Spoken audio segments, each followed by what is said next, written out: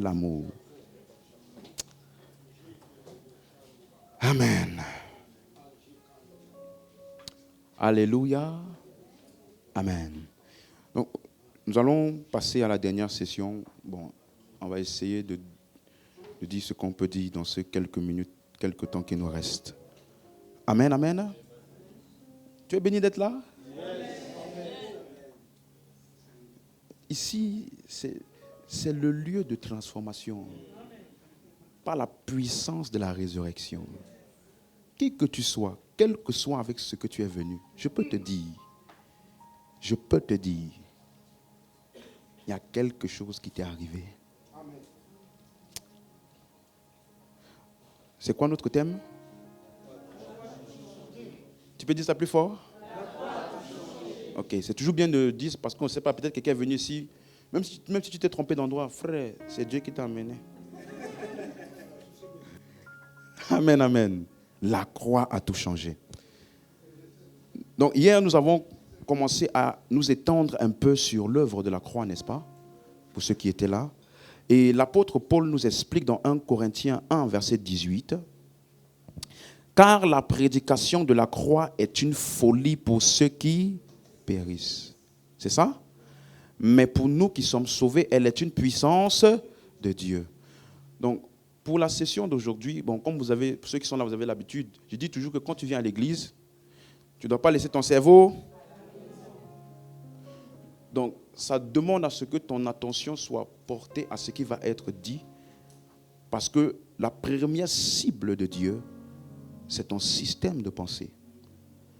La Bible dit même les incroyants ne sont pas sauvés parce que le Dieu de ce siècle a aveuglé leur intelligence. Quelqu'un comprend? Donc, la cible de tout ce qui va se dire maintenant, c'est que ton système de pensée puisse être illuminé par la lumière de la révélation de Christ, de sorte que tu puisses le percevoir encore plus profondément.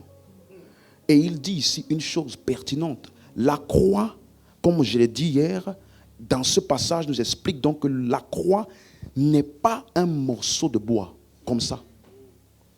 Beaucoup de personnes, quand on dit la croix, ils pensent à ça. Non. La croix, il a appelé ça au verset 17, il dit, ce n'est pas pour baptiser que Christ m'a envoyé, c'est pour faire quoi? Annoncer l'évangile. Tu as vu? Afin, et cela sans la sagesse du langage, afin que la croix de Christ ne soit pas rendue vaine. Donc il a utilisé l'évangile et la croix de manière interchangeable. Donc si je comprends l'évangile, je vais comprendre la croix. Donc on a commencé donc à expliquer ici que l'évangile donc c'est un message, n'est-ce pas, qui a des faits spécifiques. Comme le pasteur l'a dit tout à l'heure, ça concerne la mort de Jésus, son ensevelissement et sa résurrection, selon les Écritures. Donc, la mort, l'ensevelissement et la résurrection de Jésus, c'est ça qu'on appelle la croix. Donc, la croix n'est pas juste le morceau de bois, non. Et je t'ai même dit hier que la croix n'avait pas commencé à la croix. Hein? Puisque le premier fait marquant de l'évangile, c'est Christ est mort pour nos péchés. Or, quand on mettait les clous sur ses mains, il n'était pas encore mort. Donc la profondeur de la croix et ce qu'on appelle les souffrances de Christ, ce n'est pas les douleurs physiques qu'il a eues. Est-ce qu'on est ensemble? C'est l'œuvre en elle-même, incluant tout ce qui s'est passé, sa mort, son ensevelissement et sa résurrection. Et donc moi je t'ai dit, ce que j'avais reçu de partager avec vous dans cette conférence-là, c'est de prêcher l'évangile.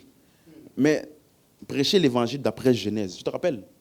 Dans Romains chapitre 1, verset 1, Paul dit, Paul, serviteur de Jésus-Christ, appelé à être apôtre, mis à part pour annoncer quoi? L'évangile de Dieu. Donc, ce qui fait ma séparation en tant que serviteur de Dieu, c'est le message que j'annonce. Verset 2, il dit, qui avait été promis quand? Auparavant, de la part de Dieu par ses prophètes dans les saintes Écritures. Donc, si tu comprends ce que Paul dit, il est en train de te dire que l'évangile était dans les écrits des prophètes, sous forme d'une promesse. On est ensemble jusqu'ici, verset 4. Et déclaré fils de Dieu avec puissance, selon l'esprit de sainteté, par sa résurrection d'entre les morts. Donc on a conclu ensemble, parce que le mot déclaré fils de Dieu, c'est le mot grec orizo, qui veut dire quelqu'un qui a été démarqué des autres. Donc ça veut dire que parmi tous ceux qui sont venus de la part de Dieu, Jésus-Christ a été démarqué comme étant celui qui était annoncé dans les Saintes Écritures. Qu'est-ce qu'il a démarqué de tous les autres prophètes? C'est le fait qu'il a été ressuscité. Donc le fait marquant de l'évangile, c'est quoi? La résurrection. Et je vous ai dit que c'est là qu'il y a la puissance. Donc quand on dit l'évangile, verset 16, l'évangile est quoi? La puissance de Dieu pour le salut de quiconque croit. Et on a vu que là où la puissance de Dieu avait été déployée dans l'œuvre de la croix, c'était pour faire sortir Jésus de la mort. Toute la puissance de Dieu a été déployée. Donc, le message que nous annonçons aujourd'hui est un message de puissance. La résurrection de Christ, qui est le socle de notre message, c'est ça qui est la puissance de Dieu. Dis Amen. Donc, ça veut dire que si je lis l'Ancien Testament, où est-ce que je vais voir l'évangile? Ou comment est-ce que je vais voir l'évangile? En identifiant quoi? Christ, n'est-ce pas? Mais quoi plus précisément? La résurrection. C'est ça qu'on a dit? Qui avait été promis auparavant de la part de Dieu dans les Saintes Écritures, par les prophètes. C'est ça? Donc, ça veut dire que on a appelé donc ici dans Acte 13, verset 32, il dit, regardez ce qu'il dit, et nous vous annonçons cette bonne nouvelle. Qu'est-ce qu'on peut appeler autre à part bonne nouvelle? Quel autre mot? L'évangile. Quel autre mot encore? La croix. Donc, la croix avait été annoncée au Père. Donc, Abraham avait entendu parler de la croix. Moïse avait entendu parler de la croix. Hein? Donc, cette bonne nouvelle, que la promesse faite à nos pères, dont la croix dans l'Ancien Testament était sous forme d'une promesse. Quelqu'un comprend? Qui a été accomplie quand? Verset 33. Dieu l'a accompli pour nous, leurs enfants. Comment? En ressuscitant Jésus, selon ce qui est écrit dans le psaume 2e. Tu es mon fils. Aujourd'hui, je t'ai engendré. Donc, ça veut dire que ce que eux tous attendaient, la promesse dont ils attendaient l'accomplissement, était quoi? La résurrection de Jésus. Est-ce qu'on est ensemble? C'est clair pour tout le monde? Donc, si à partir d'aujourd'hui, on te demande c'est quoi l'évangile, tu dois être capable de répondre, c'est la mort, l'ensevelissement et la résurrection de Jésus. Et tu dois être capable de répondre aussi à la personne. Mais ça n'a pas commencé quand Jésus est venu. La Bible est la Bible de l'évangile. La Bible est le livre de la révélation de Christ. Et Christ est le centre du message de l'évangile. Donc en fait, si je ne comprends pas l'évangile, ma Bible ne me sert à rien. Même si je fais des études bibliques. Parce que étude biblique n'est étude biblique que si c'est une étude christocentrique et christotélique. Mon étude biblique ne me sert à rien si elle n'est pas une étude de la personne dont la Bible veut révéler. Donc si tu vas chercher le manteau d'Élie, tu t'es trompé de livre. Hein? Pourquoi? Parce que le livre là est le livre de la révélation de Christ. Quelqu'un a compris? Donc ça veut dire, j'ai une cible en lisant la Bible. Et donc depuis l'Ancien Testament, les hommes cherchaient ils avaient tous une aspiration qui était dans leur cœur. Parce qu'ils ont entendu de la part de Dieu et Dieu disait, il va venir. Donc eux tous avaient une espérance des choses à venir, une démonstration de celles qu'elles ne voyaient pas encore. Quelle chose? Christ. Hein? N'est-ce pas? Donc ça veut dire que ma cible de l'Ancien Testament pour que ça soit bénéfique pour moi, ça doit être d'identifier qui?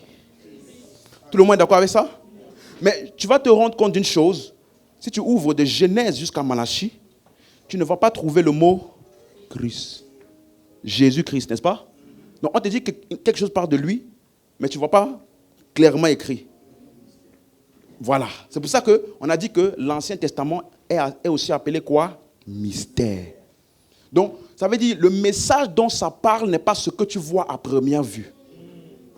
Et Paul t'explique maintenant dans Romains 16, verset 25, Romains 16, 25, il te dit, à celui qui peut vous affermir selon mon évangile. Il parle encore de l'évangile, n'est-ce pas? Donc, l'évangile, c'est quoi? La prédication de qui? Tu es là? La prédication de qui? Jésus-Christ. Donc, tu comprends que prédication n'est pas prédication si ce n'est pas la prédication de Jésus-Christ. N'est-ce pas? Mais tu pourrais croire que quand on dit prédication de Jésus-Christ, ça veut simplement dire mentionner Jésus dans ma prédication. Non, ce n'est pas conformément à une mention de Jésus. Il dit prédication de Jésus conformément à quoi? La révélation du mystère. Or, qu'est-ce qu'on appelait mystère? L'Ancien Testament, du mystère caché, verset 26, où? Mais manifesté maintenant par quoi? Les écrits des prophètes. Donc, Paul est en train de dire que le Jésus que j'ai prêché, c'est le Jésus qui était toujours là depuis des années et des décennies et des générations dans ces livres-là, mais les gens ne voyaient pas. Moi, je suis venu avec la révélation du mystère et je l'ai exposé sous forme des épîtres. Donc, en d'autres termes, Paul n'a pas inventé un nouveau Jésus, ni un nouvel évangile. Il a simplement annoncé ce que les hommes avaient sur leurs yeux, mais ne voyaient pas le message. Donc, ce n'est pas d'abord la prédication de Jésus, n'est pas d'abord une prédication de tes expériences, ni j'ai eu un bon son, j'ai vu Jésus là-bas. Non, Paul a eu la vision de Jésus, mais il dit le Jésus que j'ai prêché est conformément à la révélation du mystère, pas conformément à la vision que j'avais eue de Jésus. Donc, ma profondeur de la connaissance de Jésus ne vient pas du fait que Jésus m'a apparu la nuit. Non. Même si c'est une vraie expérience, celui qui a la révélation du mystère est plus profond que celui qui a eu la vision de Jésus. Parce que, laisse-moi te dire, le Jésus que je connais par révélation, je peux te l'expliquer, ce Jésus que tu as eu par vision là, sans l'avoir vu en vision. Tu as eu la vision, je n'ai pas eu la vision. J'ai eu la révélation du mystère. Donc, je vais t'expliquer le Jésus que tu avais vu là. C'était qui? Il est venu pourquoi? Il est venu faire quoi? Quelle était sa profondeur? Quand tu n'as pas la révélation du mystère, tu peux avoir même une vision de Jésus et la vision, tu ne comprends même pas le but de ça pour toi. Est-ce que je peux pousser? Donc, ça veut dire que Paul nous explique que ce que lui il a prêché, qu'on appelle ça les épîtres, n'est-ce pas? C'est l'explication correcte de ce qui était écrit où? Dans l'Ancien Testament. Donc, autant, le pasteur l'a dit, autant de Paul, quand il disait à l'église, ouvrez vos Bibles, nous allons enseigner Jésus. Ils ouvraient où? Parce que autant de Paul, il n'y avait pas un Corinthien, puisque c'est lui qui a écrit ça. Mais un Corinthien est sorti de l'Ancien Testament. Hein? Donc, ça veut dire que si moi aussi aujourd'hui, je veux te prêcher Christ, pour que tu aies la révélation du mystère, je peux utiliser les épîtres. Hein? Mais ce n'est pas mon but dans cette conférence-là. Mon but dans cette conférence-là, c'est d'aller là où Paul est allé, voir ce qu'il a vu et comprendre ce qu'il est écrit. Et donc, on a commencé donc à voir que la croix. Hein? Genèse 1.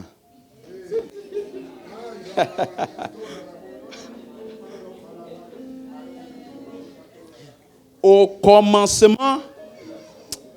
Attends, toi qui étais là hier, là, hein? Dis-moi un peu. Attends, toi qui étais là hier, est-ce que tu peux encore lire ça comme avant?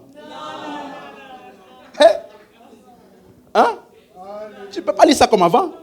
Au commencement, Dieu créa les cieux et la terre. Ça veut dire quoi? Ça veut dire qu'il y avait un début, un jour, où il n'y avait encore rien. Puis Dieu a dit, ok, bon, laisse-moi, je vais créer une terre, je vais créer un ciel. Et quand tu lis la Bible comme ça, le verset 2 va te faire inventer des théories nouvelles, n'est-ce pas? selon laquelle, j'essaye de ne pas blesser la théologie de certaines personnes, la terre était informe et vide, n'est-ce pas? Comment ça se fait que Dieu a créé les cieux et la terre et après on dit que la terre était informe et vide? C'est à cause du manque de compréhension de ça que plusieurs personnes ont déduit des nouvelles théories selon lesquelles il y avait le diable et ses anges un jour là-bas en haut. Et puis finalement, Dieu les a chassés de là-bas en haut. Et puis c'est quand ils sont tombés là que la terre est devenue comme ça. C'est écrit où on ne sait pas. Mais parce que ça ne fait pas sens entre verset 1 et verset 2, il faut qu'on trouve quelque chose. Mais suis-moi, la Bible, comme le pasteur l'a dit, doit être divisée droitement. Ça veut dire que j'utilise la Bible pour expliquer la Bible. Je n'ai pas le droit d'avoir ma pensée et ma théologie et d'imposer ça aux Écritures. Non, les Écritures ont une pensée en elles-mêmes. Donc moi, je dois juste découvrir qu'est-ce qu'elles révèlent. Donc, je t'ai dit donc, au commencement, Dieu créa les cieux et la terre. Je ne veux pas revenir sur tout ce que j'ai vu malheureusement. Amen. Mais regardez, j'ai dit que si le verset 1 parlait de la création comme beaucoup de personnes le pensent, alors il y a un problème au verset 2. Parce que Dieu a créé quelque chose, et puis au verset 2, c'est informe et vide. Il y a quelque chose qui ne marche pas. Tout le monde est d'accord avec ça? Donc, ça va encore plus loin quand on dit il y avait des ténèbres. Donc, il décrit la terre là comme quelque chose de ténèbres. Or, ici, il n'y a ni soleil, ni lune, ni matin, ni soir. Hein? Donc, qu'est-ce qui définit ténèbres? Et deuxième chose, si ce dont on parlait était la création de la matière, est-ce qu'on peut décrire une matière comme étant ténèbres? Ténèbres, c'est une entité, c'est quelque chose de spirituel, n'est-ce pas? Donc, ça veut dire qu'il parle de quelque chose qui est beaucoup plus que ce que nous voyons en tant que ciel et terre. Oui ou non? Donc, c'est pour cela que on a donc vu que le mot... Reviens au verset 1, s'il te plaît, frère. Donc, on a vu que la Bible commence par l'exposition du plan de Dieu. On se rappelle de ça? Regardez, c'était donc quoi ce plan-là que Moïse a préfiguré en utilisant la création? On te dit, au commencement, le mot commencement en grec, c'est le mot bereshit, okay? En hébreu plutôt, bereshit. On a vu que ce mot-là veut aussi dire premier-né, prémisse. Donc tu peux remplacer en disant, dans le premier-né, ou dans les prémices, Dieu créa quoi? Les cieux et la terre, n'est-ce pas? Donc de quel commencement parle-t-il? À quel moment ça parle de quoi? Donc, on va maintenant dans Paul pour nous voir comment Paul a interprété ça dans Colossiens 1, verset 15. En parlant de Jésus, n'est-ce pas? Il dit que Jésus est quoi? Il est l'image du Dieu, comment? Invisible. Or, Paul a pris ses écrits de l'Ancien Testament. Où est l'endroit où on voit image de Dieu? Faisons l'homme à notre. Donc, Paul est en train d'expliquer quoi ici? Genèse. Hein? Donc, il te dit maintenant, Jésus là, il est le premier-né de la création. Donc, le commencement dont on parle dans Genèse 1, verset 1, ne parle pas d'un temps, mais d'une personne. Et lui là, verset 18, regardez, il est la tête, ou il est le commencement de quoi? Donc, le commencement dont Jésus est le commencement, de ce que Dieu voulait créer, il a appelé ça Église. Donc l'Église, d'après Paul, est le ciel et la terre. Voilà pourquoi, suis-moi, il est le... Donc est-ce que je suis dans les règles quand je dis que au commencement Dieu créa les cieux et la terre, ça parle de Jésus? Hein? Je suis dans l'erreur en disant ça? Parce que Paul dit, il est le... Ok, le commencement de quoi? Il est le premier-né de quoi? Premier-né d'entre les morts. Donc, terre informe et vide, ça parle de quoi? Or, mort là, c'est pourquoi? Les choses, les personnes. C'est clair? Donc, il est en train de nous expliquer que Christ est le commencement de la création de Dieu. Ce que Dieu voulait vraiment créer. Et il a appelé ça ciel et terre. C'est ça qu'on a appelé le plan de Dieu. Et donc, pour ne pas revenir dans tout ce que j'ai dit hier, on a vu que le ciel, dans l'Ancien Testament, est utilisé pour faire référence à qui? Dieu. tout ce qui a référence à Dieu, là où Dieu habite, là où Dieu parle, là où on a audience auprès de Dieu, on se rappelle. Et la terre est utilisée pour les hommes. N'est-ce pas? Multipliez-vous sur la terre, il a créé les hommes pour qu'ils soient sur la face de la terre. Il a donné la terre aux fils des hommes, n'est-ce pas? Donc ça veut dire que quand il dit, Genèse 1, verset 1, revenons. Quand il dit au commencement, Dieu créa les cieux et la terre, en fait, Moïse était simplement en train de parler d'une union. D'une création que Dieu voulait faire, dans laquelle cette création-là est une union de Dieu et l'homme, de l'humain et le divin, du visible et de l'invisible. Donc, c'était la promesse d'une nouvelle création. Oui? En ensemble. Donc, c'est pour cela que nous avons donc dit que le plan de Dieu depuis le début, Moïse l'a explicité en disant Dieu créa les cieux et la terre. Ou alors, l'annonce dans le Christ, une création va émerger, une nouvelle création qui est caractérisée par le fait qu'elle est ciel et terre. N'est-ce pas? Et Moïse a réexplicité la même chose encore en disant temple. Il est en train de vouloir transmettre la même chose au peuple en utilisant ce qu'on appelle le temple. Exode 15, verset 16, il dit je suis à la fin, jusqu'à ce que le peuple soit passé ô Éternel, jusqu'à ce qu'il soit passé, le peuple que tu as acquis. Tout le monde suit? Donc, ça parle du peuple qui a été racheté par qui? Dieu. La suite, qu'est-ce qu'ils vont faire? Tu les amèneras et tu les établiras sur la montagne de ton héritage, au lieu que tu as préparé pour ta... Il appelait ça quoi? Au sanctuaire. Donc, le sanctuaire était pour symboliser le lieu de demeure de Dieu parmi les hommes. Qui réexplique encore le fait que depuis le début, Dieu a toujours voulu ciel et terre ensemble. Quelqu'un avec moi? Donc, verset Exode 25, verset 8, même chose. Ils me feront un sanctuaire et je ferai quoi? Je ferai quoi? J'habiterai au milieu d'eux. Donc, le sanctuaire ou le temple, c'était pour symboliser ou annoncer quoi? Dieu voulant habiter avec l'homme. Donc, tu vois déjà que si tu as compris ça, ton but dans la vie, désolé ce que je vais dire, ne doit pas être d'aller au ciel. Non. Ce n'est pas d'aller rejoindre Dieu. Mais plutôt, en Christ, Dieu t'a rejoint. N'est-ce pas? Et c'est ça que Moïse symbolisait en utilisant un temple. Donc, ça veut dire que la construction du temple était le message de Dieu qui annonçait qu'il allait venir habiter avec l'homme. Donc, c'est son projet depuis le début.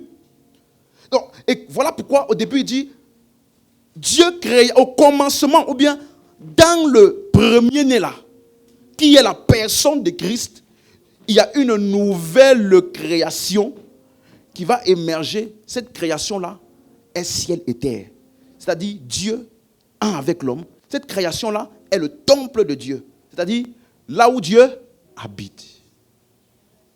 Quelqu'un comprend? Est-ce que j'ai perdu certaines personnes? Hein? On suit? Je ne peux pas revenir sur tous les détails d'hier. Sinon, on va finir à minuit. Donc, verset 2 maintenant. Verset 2. Et la terre était informe et vide. On se rappelle? Donc la terre ici, ça parle de qui? Donc la condition des hommes hors de Dieu, hors du plan de Dieu. C'est ça? Donc, qu'est-ce que Dieu a fait? Verset 3. Dieu dit que la lumière soit et la lumière fut. Et je t'ai dit ici, il n'y avait pas encore soleil, ni étoile, ni lune. Donc la lumière ici, ce n'est pas la lumière que nous avons ici. Et les ténèbres, ce ne sont pas les ténèbres physiques. Mais ça parle plutôt de l'état de l'homme. Donc Dieu est en train de dire que de l'humanité qui est sans lui, de l'humanité qui est dans les ténèbres, sa lumière va jaillir et faire d'eux une nouvelle création, ou alors un nouveau ciel et une nouvelle terre. Est-ce que quelqu'un est avec moi? Donc, Genèse 1, ça parle de la promesse de ce que Dieu va faire sur la terre. Une nouvelle création caractérisée par la lumière dans les cœurs des hommes. Ils sont le tabernacle de Dieu et à travers eux, Dieu va maintenant être vu. D'où le fait que Moïse a aussi appelé ça, dans Genèse 1, 26, l'homme à notre image. C'est la même promesse. Vous suivez? Donc, ça veut donc dire que Dieu était en train d'annoncer une création, quelque chose qu'il allait bâtir lui-même. Il a dit faisons, en parlant de Dieu. Donc tu n'es pas inclus dans l'œuvre de cette création-là. Tu n'es pas inclus dans comment est-ce que Dieu va créer la nouvelle création. Ce n'est pas le fruit de l'œuvre des hommes, mais c'est 100% l'œuvre de Dieu. Quelqu'un avec moi?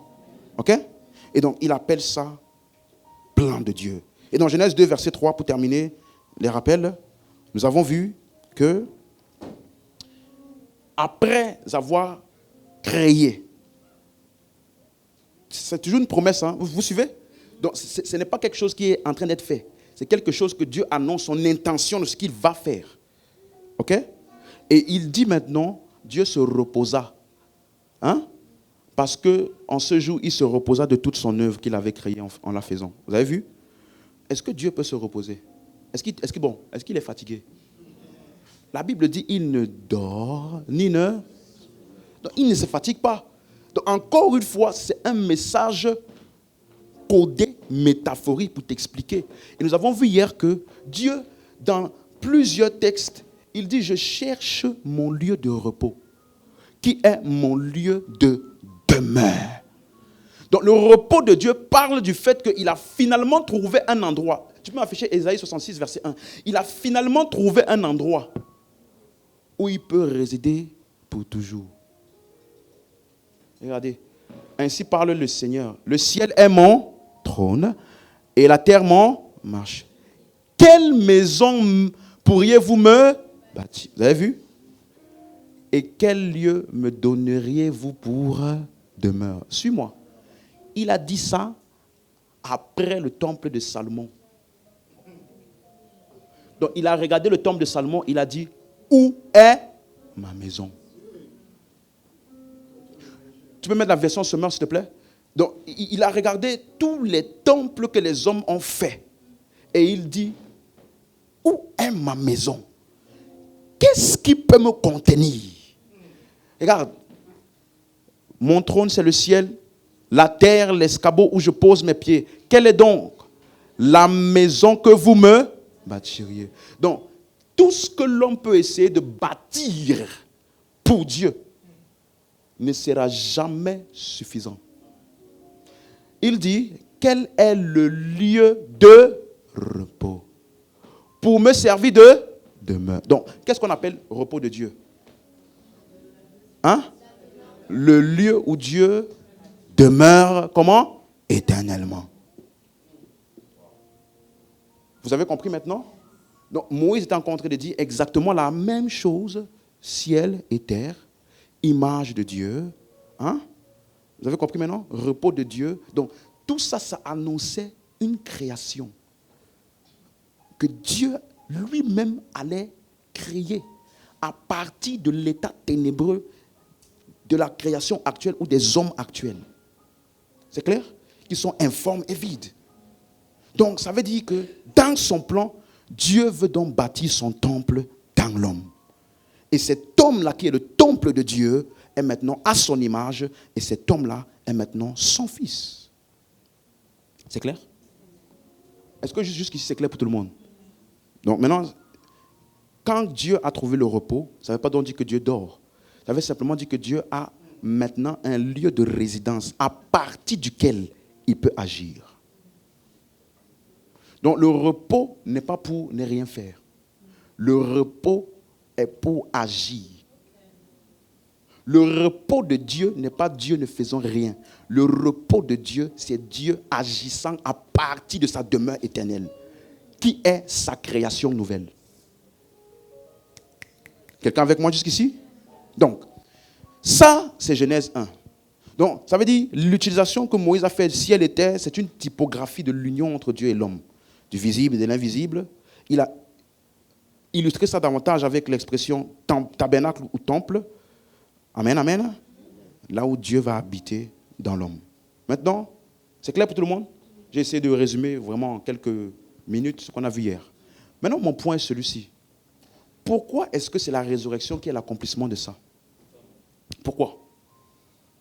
Puisque la résurrection, ça parle de Jésus qui est sorti de la mort. N'est-ce pas? En quoi est-ce que sa résurrection accomplit ça? Donc, parce qu'on a compris le plan de Dieu. N'est-ce pas? Ciel et terre, image de Dieu, Dieu dans l'homme. Et Jésus a dit quelque chose dans Jean 2, verset 18. Il dit ceci, les Juifs prenant la parole lui dirent, quel miracle nous montres-tu pour agir de la sorte? Parce qu'il est entré dans la maison, dans le temple, il a chassé tous les voleurs. Il a dit, mais tu fais, avec quelle audace fais-tu ça? Fais-nous quelque chose pour te crédibiliser. Il a dit, le miracle qui me crédibilise, c'est le verset 19. Quel est le miracle qui me crédibilise? Il a répondu, détruisez ça. Le temple, n'oubliez pas, c'est ce que les hommes ont bâti. Et lui, il vient en disant, il est le commencement de la vraie création de Dieu. Donc vous là, ce que vous avez fait là, détruisez ça. Et moi, en 3 jours, je le relève. Maintenant, suis-moi. Ça veut dire l'œuvre de la croix de 3 jours et 3 nuits était une œuvre de création. C'était une œuvre de bâtir quelque chose. Aux yeux des hommes, c'était simplement une œuvre. Mais dans la vraie réalité de ce qui se passait, il y a quelque chose qui était en train d'être bâti et créé. Hein? C'est ce que Jésus a dit. En 3 jours, je le relèverai. Ok. Et il parlait du temple, n'est-ce pas? Donc, c'est pour cela aussi que, dans Matthieu chapitre 16, verset 18, il a dit à Pierre, tu es Pierre, et sur cette pierre, ou alors sur ce roc, je bâtirai mon église, n'est-ce pas? Et les portes du séjour des morts ne prévaudront point contre cela. Pas contre elle, contre cela dans l'original. Cela là, c'est quoi? L'action de bâtir. Or, il voulait bâtir quoi? Son église. Donc Jésus est en train de dire ici que c'est par sa sortie de la mort, le séjour des morts ne l'a pas retenu, et par sa résurrection, il a bâti l'église. Donc les gens pensent que ça c'est au futur encore aujourd'hui. Non, c'était au futur parce que Jésus n'était pas encore mort et ressuscité. C'est pour ça qu'il a dit je bâtirai. Mais aujourd'hui, par sa résurrection, les portes du séjour des morts n'ont pas pu le retenir. La Bible dit qu'il n'était pas possible qu'il fût retenu par les liens de la mort. Parce que celui qui avait dit d'avance, tu n'abandonneras pas ton sang dans le séjour des morts. Donc ça veut dire, c'était annoncé d'avance que la mort ne devait pas le retenir. Donc après 3 jours et 3 nuits, il a satisfait les exigences du péché et de la mort. Et les portes du séjour des morts ont dit, élevez-vous linteaux. Le roi de gloire maintenant fait son entrée. On l'appelle le premier-né d'entre les morts. On l'appelle le premier-né de la création que Dieu avait en tête depuis Genèse 1. Donc sa résurrection a introduit sur la création, la nouvelle création. Sa résurrection a introduit dans l'humanité la vraie humanité de Dieu. L'église. Ok. Quelqu'un avec moi? Donc, quand tu lis ciel et terre, ça parle de quoi? Dieu et l'homme en un. Et hier, on a vu Colossiens 1, 19. Hey. Bon, le temps est presque fini. Colossiens. Ça te refait les rappels. Bon, Dieu a voulu que toute plénitude habitât où? Lui, c'est qui? Christ, n'est-ce pas? La suite. Il a voulu par lui. Lui, c'est qui? Donc, Dieu a voulu. Donc, il est en train d'expliquer quoi? C'est la volonté de qui? C'est ça?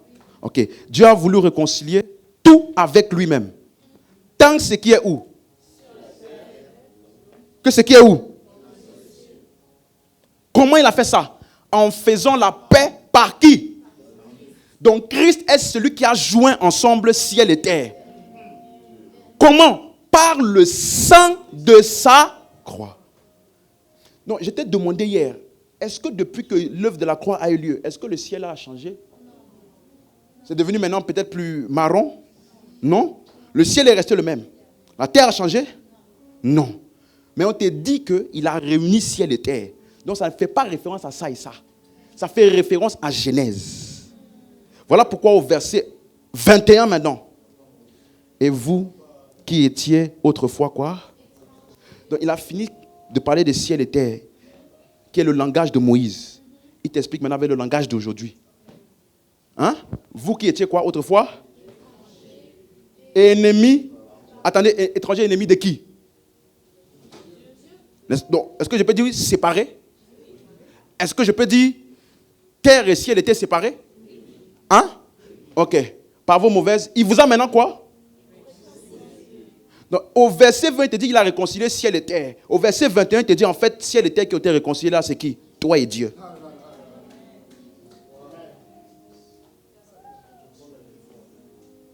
C'est clair? Donc, est-ce que je peux dire donc que le sang de Jésus est ce qui a réconcilié Dieu avec l'homme? Je peux dire ça? Le sang de sa croix. Ok. Donc, voici en fait là où je devais commencer le message. Parce que, suis-moi. Sinon, j'allais te dire ciel et terre réunis. Tu allais me demander, mais quel ciel, quelle terre? Donc, j'étais obligé de faire tous les rappels là. Hein? Maintenant, pour que tu saches ceci. Donc, ça veut dire que le sang de Jésus, de sa croix, est ce qui a réconcilié ciel et terre. Oui. L'homme et Dieu. On est d'accord? Maintenant, voici le point. Le sang de sa croix, écoute bien, n'est pas ce qui a été versé quand on a percé ses mains ici.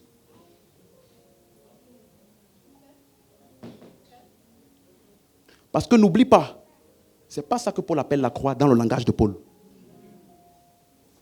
Donc le sang n'est pas, on a percé son côté, pouf, le sang est sorti.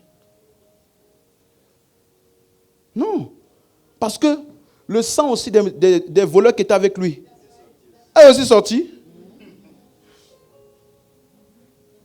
Oui. Donc ça veut dire que il faut comprendre ce qu'on appelle effusion de sang. N'est-ce pas? Qui est différent de simplement couler le sang. Parce qu'il y a plusieurs endroits où Jésus, le sang liquide de Jésus a coulé à sa circoncision, à Gethsemane, où il a prié, les grumeaux de sang sont sortis. Quand il a été flagellé de coups, quand il a été cloué, hein? Quand le sang est sorti à la croix, sur le bois, n'est-ce pas? Tu as entendu parler de 7 effusions de sang? 7 effusions de sang? Je peux parler? Tu as déjà entendu parler de ça? Qui a entendu parler de ça ici? Pour savoir combien de personnes ça va choquer ce que je vais dire. Vous n'avez pas entendu parler de ça? Vous êtes bénis. Cette effusion de sang n'est pas biblique. Parce que effusion de sang, dans l'Ancien Testament, fait référence au sang que le souverain sacrificateur allait asperger dans le temple. Et deuxièmement, ça ne se faisait jamais à la vue de tout le monde. C'était entre Dieu et le souverain sacrificateur. Et je me suis rendu compte en lisant la Bible que Jésus n'est pas né souverain sacrificateur. Dans Hébreux 5, verset 5, la Bible dit, Christ, tout le monde lit, ne s'est pas non plus attribué la gloire d'être né souverain sacrificateur. C'est écrit être né souverain sacrificateur? C'est écrit quoi? Ça veut dire qu'il y a un moment où il est devenu quoi? Souverain sacrificateur. Donc, quel que soit le sang qui a coulé avant ce moment-là, ça ne peut pas être le sang de la croix. Jusqu'ici, on est d'accord? Donc, à quel moment est-ce qu'il est devenu souverain sacrificateur? Mais il la tient de celui qui a dit quoi? Tu es mon fils, aujourd'hui je t'ai engendré. On a lu ça quelque part, n'est-ce pas? Ça parlait de quoi? Acte 13, 33. Vous vous rappelez, on a lu ça, n'est-ce pas? Hein? Acte 13, hein, c'est ça? Acte 13, oui, c'est ça. Hein? Dieu l'a accompli pour nous les enfants en ressuscitant Jésus. Selon qu'il est écrit quoi? Somme 12e. Tu es? Aujourd'hui je t'ai? Donc ça veut dire qu'il a été intronisé dans la sacrificature après sa résurrection. Donc si sang a coulé avant sa résurrection, ce n'est pas le sang dont nous on parle ici. Et ce n'est pas ça qu'on appelle effusion du sang. Donc, le sang de Jésus n'est pas ce qui a coulé sur le morceau de bois. Et ce n'est pas ce sang-là qui nous a réconciliés. Donc arrête d'imaginer ta réconciliation ici. Je peux avancer. Donc voilà pourquoi c'est après. Donc c'est pour cela que c'est sa résurrection là qui est l'accomplissement de la promesse de ciel et terre là. Vous comprenez maintenant? Parce que s'il n'y a pas résurrection, il n'y a pas légitimité pour le sang, pour qu'il soit aspergé. Et donc il n'y a pas de légitimité pour réconcilier ciel et terre. Parce qu'il a fait la paix entre ciel et terre par le sang de sa croix. Tout le monde est avec moi? C'est d'accord? Donc, j'ai répondu donc à la question, pourquoi donc est-ce que c'était la résurrection qui était l'accomplissement? J'ai répondu. Maintenant, comment est-ce que cette résurrection-là a accompli ça? Je t'ai dit pourquoi. Maintenant, il faut que je t'explique comment. Qu'est-ce qui s'est passé à la résurrection pour qu'un événement qui a eu je ne sais pas combien d'années puisse maintenant être ce qui t'a uni à Dieu? Qu'est-ce qu'il y a eu lors de cet événement-là? Vous êtes avec moi? Ok. Parce que dans Jean chapitre 20, verset 15, Jésus, après sa résurrection, il a rencontré Marthe ou Marie, bon, je ne me rappelle plus, Marthe,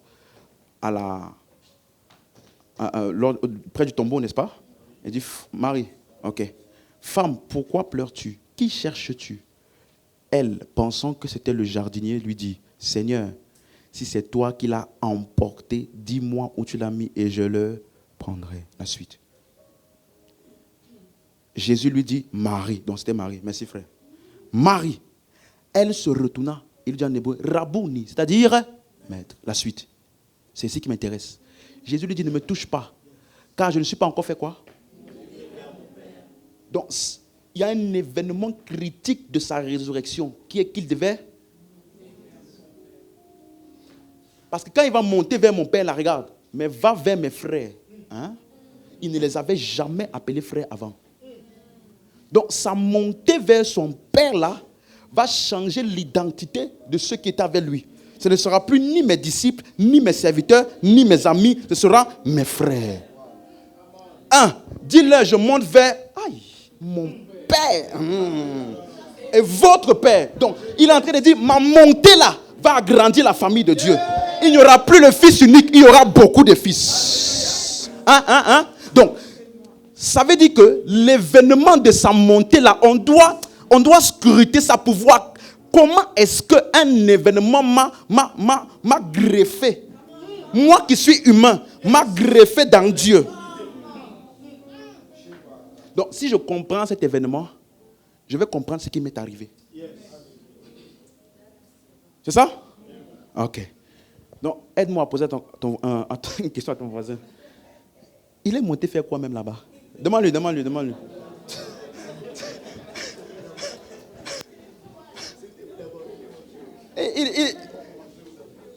Attends, demande-lui une deuxième chose. En fait, le père là même, il était où? Il faut lui demander. Parce que nous là, hein, tu penses que c'est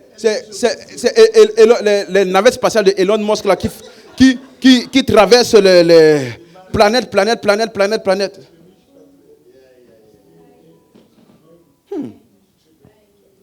Il est allé où? On peut voir un peu ça? Donc, aide-moi à demander à ton voisin. C'est l'avant. Non, ce n'est pas la dernière question en tout cas. Demande-lui simplement, est-ce qu'on peut découvrir là où Jésus est parti? Parce que c'est là où il est parti là, qui a changé que les disciples ne sont plus appelés simplement disciples. Ils sont maintenant appelés frères. Et que Dieu n'est plus simplement notre Dieu, il est notre Père.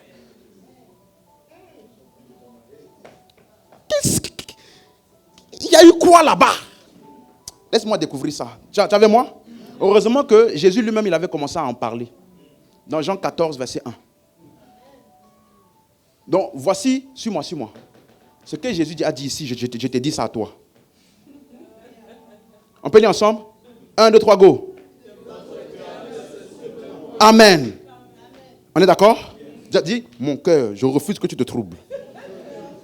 Non, parce que ce que je vais t'expliquer maintenant là, je suis sûr que ça peut te troubler. Donc je te préviens déjà que ton cœur, ok, que esprit de troublement, libre. Amen, amen. Croyez en Dieu et croyez en moi. Donc, ça veut dire qu'il est sur le point de dire quelque chose de choquant. Que tu dois croire ça. C'est Jésus qui parle. Donc, commençons à voir. Verset 2. Il y a plusieurs demeures dans la maison de mon Père. Si cela n'était pas, je vous l'aurais dit. Je vais. C'est la même chose. Comme il a dit à Marie, je vais vous préparer une place. Donc, quand il partait en disant à Marie, je monte vers mon Père là, il partait faire quoi? Préparer une place. Tout le monde est d'accord? Ok, très bien, très bien. Donc, verset 3. Et lorsque je m'en serai allé, et que je vous aurai préparé une place, je reviendrai. Et je vous prendrai avec moi. Afin que. Non, dis ça. Afin que. Pas là où je serai. Donc, si tu découvres où il était au moment où il parlait, tu vas comprendre là où il voulait t'amener. Afin que là où je suis, vous aussi vous soyez.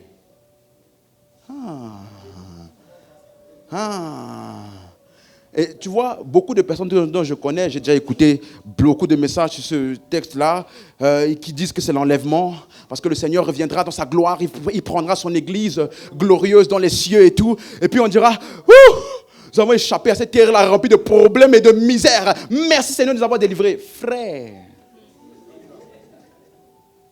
non.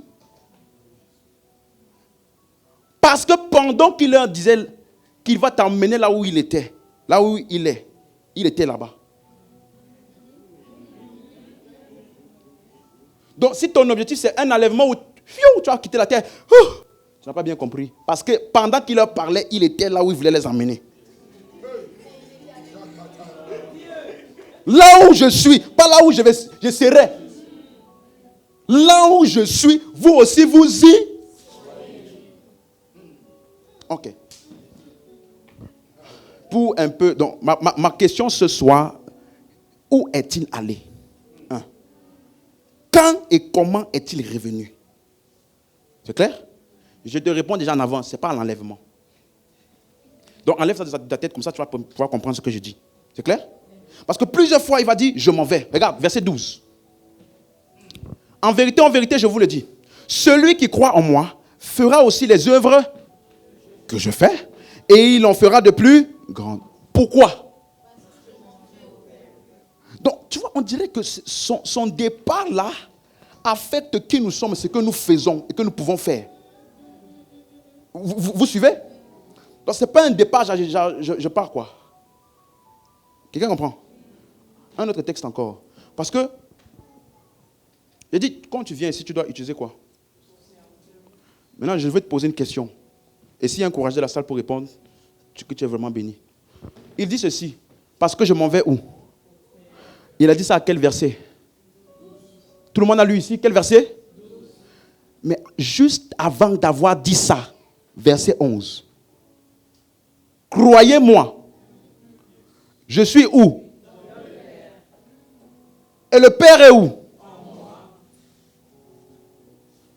Comment tu peux aller vers celui qui est en toi? Quelqu'un peut répondre? Il dit je m'en vais au Père. Mais avant de dire je m'en vais au Père, il avait déjà dit le Père est en moi. Et je suis dans le Père. Il partait où? Il partait en lui-même. Donc avant il n'était pas en lui-même.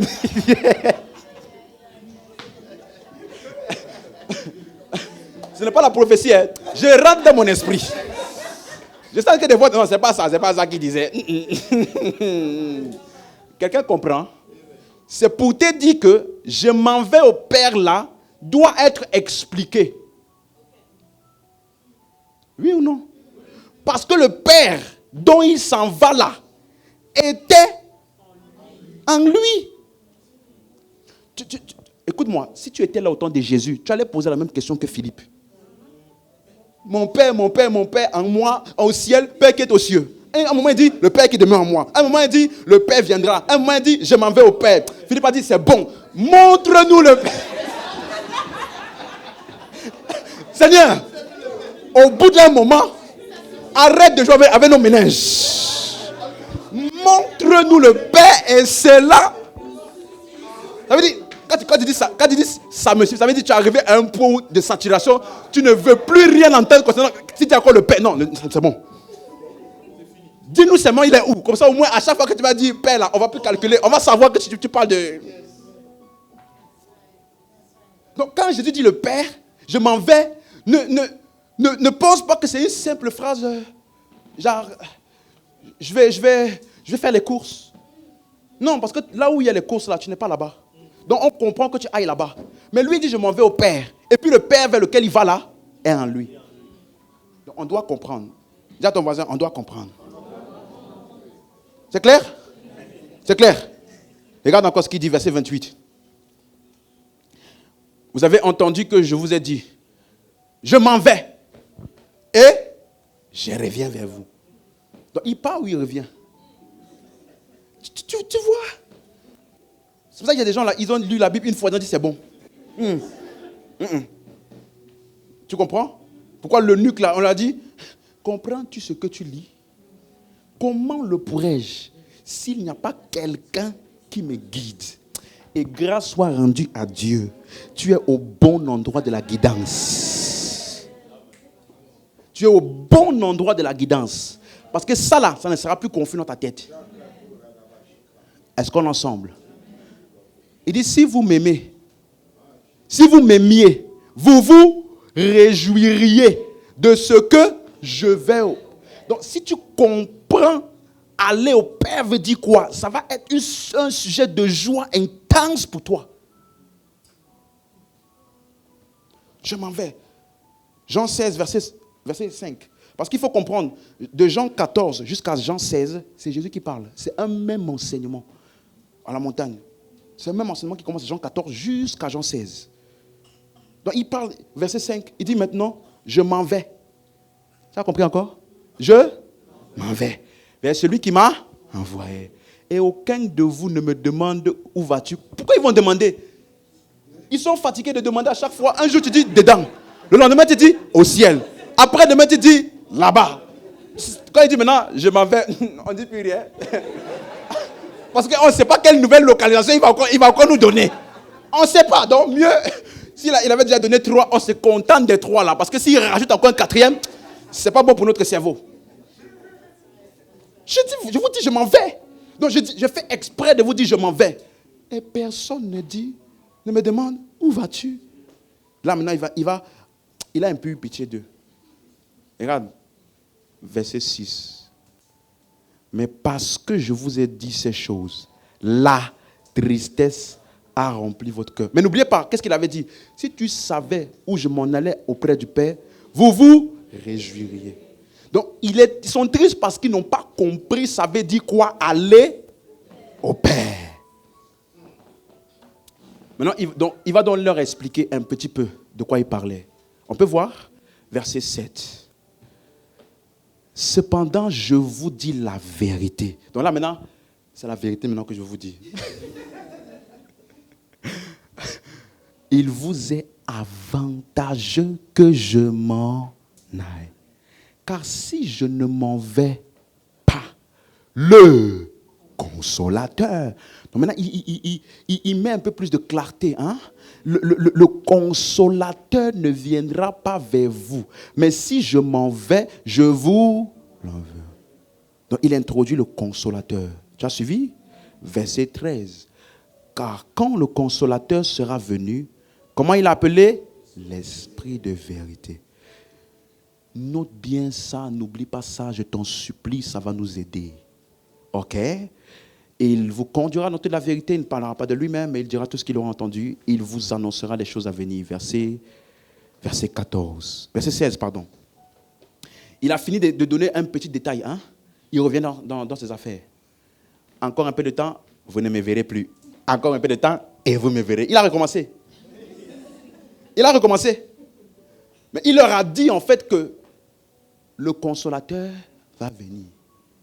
Et après ici, maintenant, au lieu de dire, encore un peu de temps, vous ne me verrez plus, et encore un peu de temps, vous verrez le consolateur. Il ne dit pas ça, il dit, vous me verrez. Vous avez vu? Pourquoi? Parce que je m'en vais au Père. Jésus. Hey! Donc, quand il dit je m'en vais au Père, c'est pour revenir à nous, c'est ça? Et en fait, on vient de voir que ce qu'il assimile à sa venue là, il a appelé le consolateur ou aussi esprit de vérité. Donc, où est-ce qu'il est allé, quand et comment est-ce qu'il est revenu? Donc ça, c'était juste pour vous montrer, à chaque fois, il parlait je m'en vais, je m'en vais, je m'en vais, je m'en vais. Pour vous montrer que ce n'est pas juste une phrase au hasard. Il le disait tout le temps dans son discours. Maintenant, dans Jean 14, verset 2 maintenant, quelqu'un est là ce soir. Il y a plusieurs demeures où? Dans la maison de mon Père. Si cela n'était pas, je vous l'aurais dit, je vais vous préparer une place. Maintenant, c'est clair, n'est-ce pas? Quand il dit je m'en vais, c'est un langage qu'il utilise. On va maintenant voir, ça veut dire quoi? Où est-ce qu'il il allait? C'est clair? Donc, premier mot, dans la maison. Il y a plusieurs demeures dans la maison. Le mot maison, là, c'est le mot grec oikia. Oikia.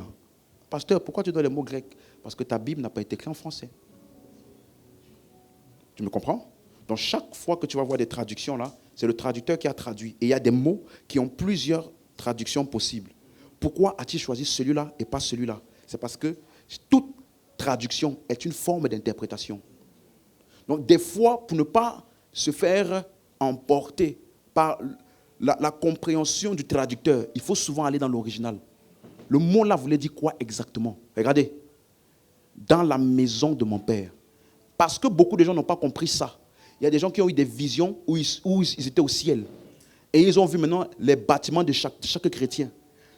En fonction de comment tu travailles, tu sais Dieu sur la terre, ton bâtiment aura beaucoup de briques, aura 4 niveaux, 5 niveaux. D'autres bâtiments de certains chrétiens sont encore fondations parce qu'ils ne font rien sur la terre pour Dieu. C'est à cause de la mauvaise compréhension de ce genre de verset. Quelqu'un comprend? Donc, maison de mon Père. Le mot maison, ça veut dire oikia. Oikia ne veut pas dire maison, ça veut dire famille.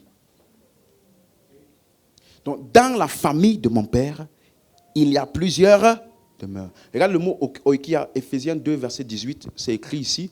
Car par lui, nous avons les uns et les autres accès auprès de qui? Du Père, dans un même esprit. Donc, il t'explique déjà que notre accès, notre union au Père, là, ce n'est pas physique, c'est en esprit. Vous suivez? Maintenant, verset 19. Ainsi donc, vous n'êtes plus des étrangers, ni des gens du dehors. Mais vous êtes quoi? Concitoyens des saints, des gens de la maison de Dieu. Maison de Dieu, là, ça veut dire quoi? Tu peux me donner la version, n'importe quelle version, second 21, peu importe. Voilà. Vous êtes, au contraire, concitoyens des saints, des quoi? De la.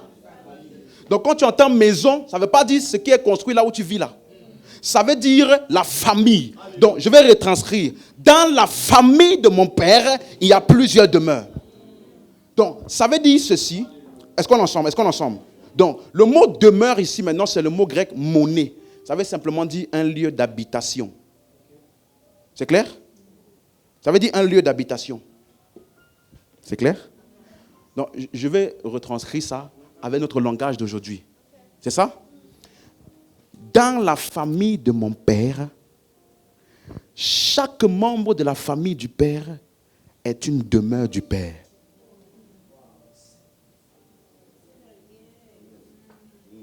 Il y a plusieurs membres, n'est-ce pas? Et chaque membre là, on les appelle demeure.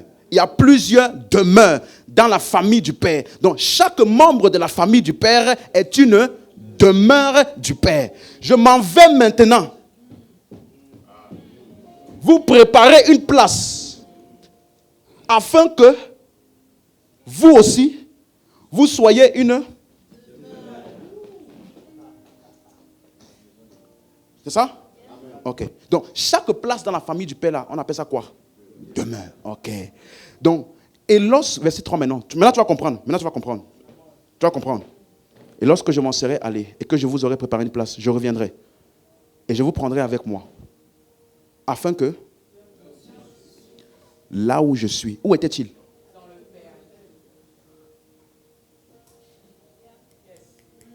afin que là où je suis, vous y soyez aussi.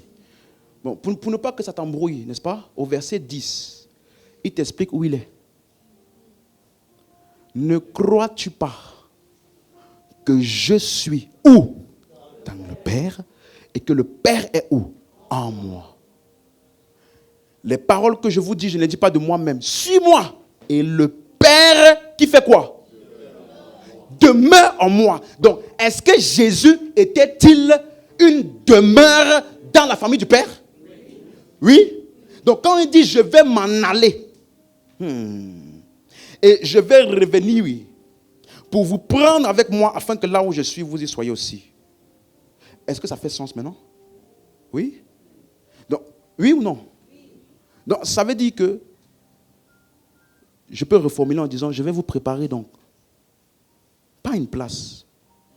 Je vais vous préparer.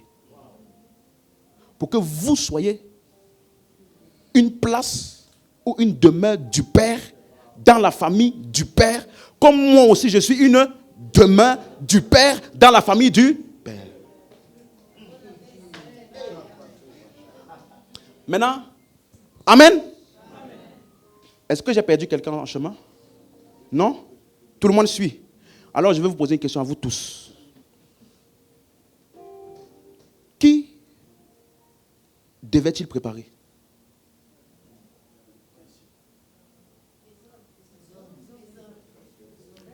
Il devait préparer qui? Ok. Qui devait être des demeures? Ceux à qui il parlait, n'est-ce pas? Quand il dit je vais vous préparer une place, il parle à qui? Donc, qui sont ceux qu'il allait préparer là? Donc, si c'est eux qu'il va préparer pour qu'eux ils soient la demeure du Père, où est-il allé? Non, il ne faut pas dire un eux comme ça. Je n'ai pas encore répondu ni oui ni non. Je te pose juste la question pour que tu réfléchisses. Si je te dis que je vais aller préparer le bâtiment là pour que ça soit un bon endroit pour accueillir mes parents, et je te dis je vais préparer, l'endroit logiquement où je vais, c'est où?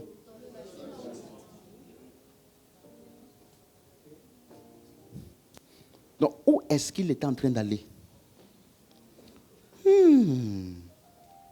Verset 20. Dis avec moi en ce jour-là. Donc, est-ce qu'il est en train de dire maintenant ce qui va se passer quand il aura fini? Quand il aura préparé une place? Qu'est-ce qu'eux ils vont pouvoir dire ce jour-là? Vous connaîtrez que je suis où? En mon Père. Et que vous êtes où? Et que je suis où? Donc là, ils pourront parler comme Jésus. Je suis dans le Père et le Père est en moi. N'est-ce pas? Donc ça veut dire préparer une place. Ou alors vous préparez une place. Quand Jésus disait je vais vous préparer une place, ça voulait simplement dire je vais faire de vous la demeure du Père. Ou alors je vais faire de vous la création de Genèse 1. Ciel et terre en un. Le temple là où Dieu habite, le lieu de repos de Dieu.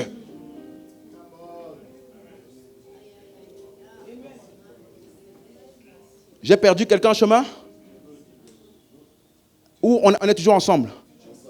Ok, maintenant regarde ceci. Suivez bien, je vous en supplie. Verset 23. N'oublie pas, il dit toujours il y a plusieurs demeures. Demeure. Pour ne pas que tu t'embrouilles, dans le même chapitre, il continue à te parler de la demeure, pour que tu saches de quoi il parle. Regarde. Jésus lui répondit, si quelqu'un m'aime, il gardera ma parole. Ça, on va voir. C'est quoi sa parole là? Mon Père l'aimera. Et nous irons à lui. Non? Nous irons au ciel. Nous là, c'est qui? Donc, ça veut dire la vie chrétienne. Ce n'est pas nous qui essayons.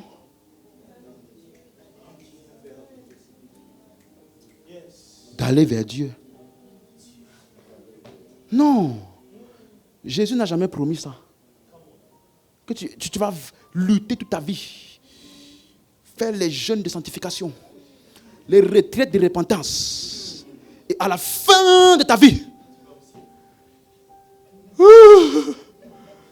merci Seigneur, j'ai tenu bon. L'envoyé de Satan, la sœur qui voulait me faire tomber là, j'ai tenu bon. Jésus, tu es là. Et puis tu as fait beaucoup de rêves où tu as vu une file où il y avait deux endroits. Une personne allait à gauche, l'autre passait à droite. Donc ça veut dire que dans leur vision là, ciel et enfer là sont côte à côte. Hein.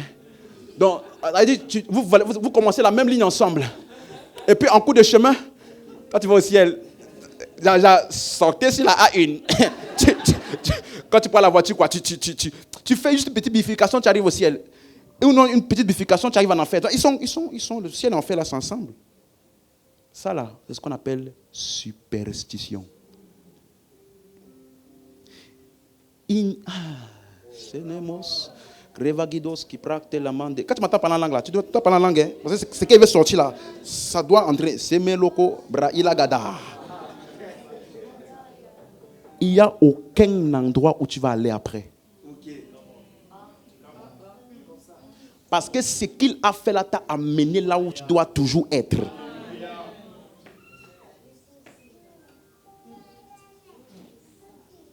Hein? Il dit qu'en ce jour-là, il dit, nous là c'est qui déjà? Jésus est le Père. Nous viendrons à lui. Et nous ferons notre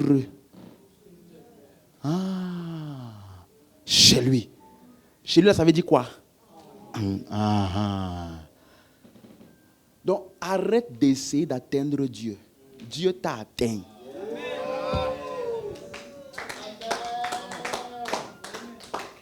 Arrête d'essayer d'aller au ciel. Le ciel est venu à toi.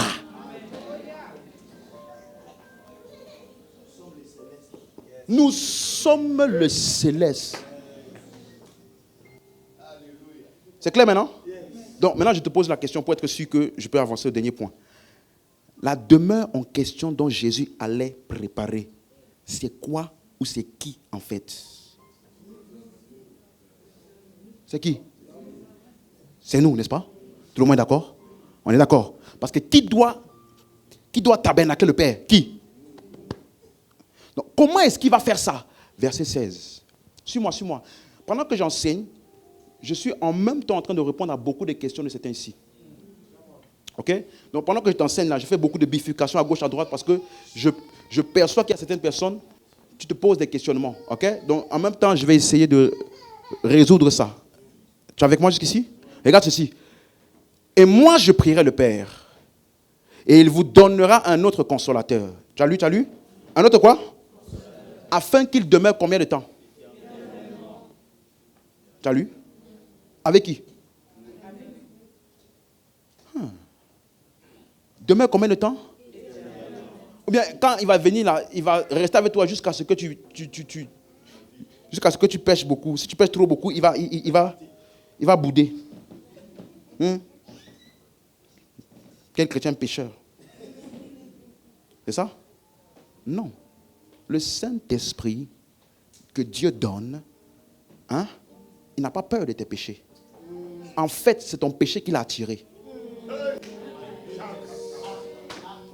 Parce que si tu n'as pas le péché, il n'a rien à faire avec toi.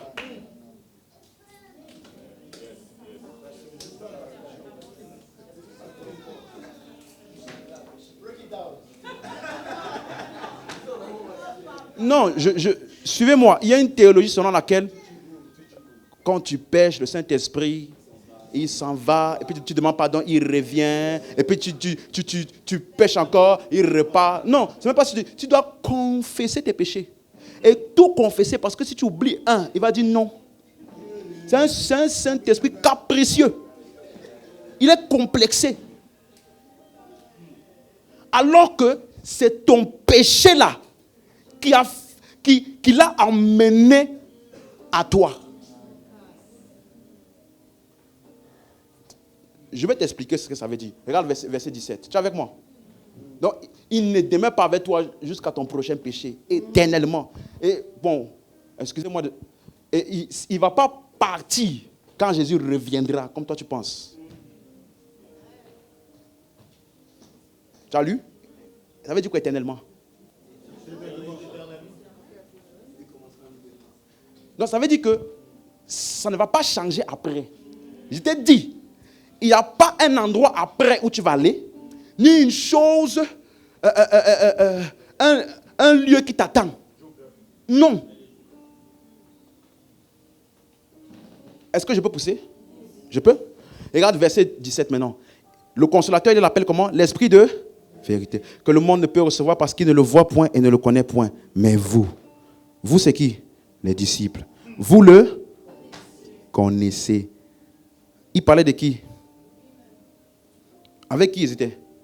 Avec Jésus, n'est-ce pas? Donc, où était l'esprit de vérité? En Jésus, n'est-ce pas? Il s'est identifié à l'esprit de vérité. Vous suivez? Vous le connaissez parce qu'il demeure avec vous et il sera. Donc, la préparation là, c'est pour qu'il soit où?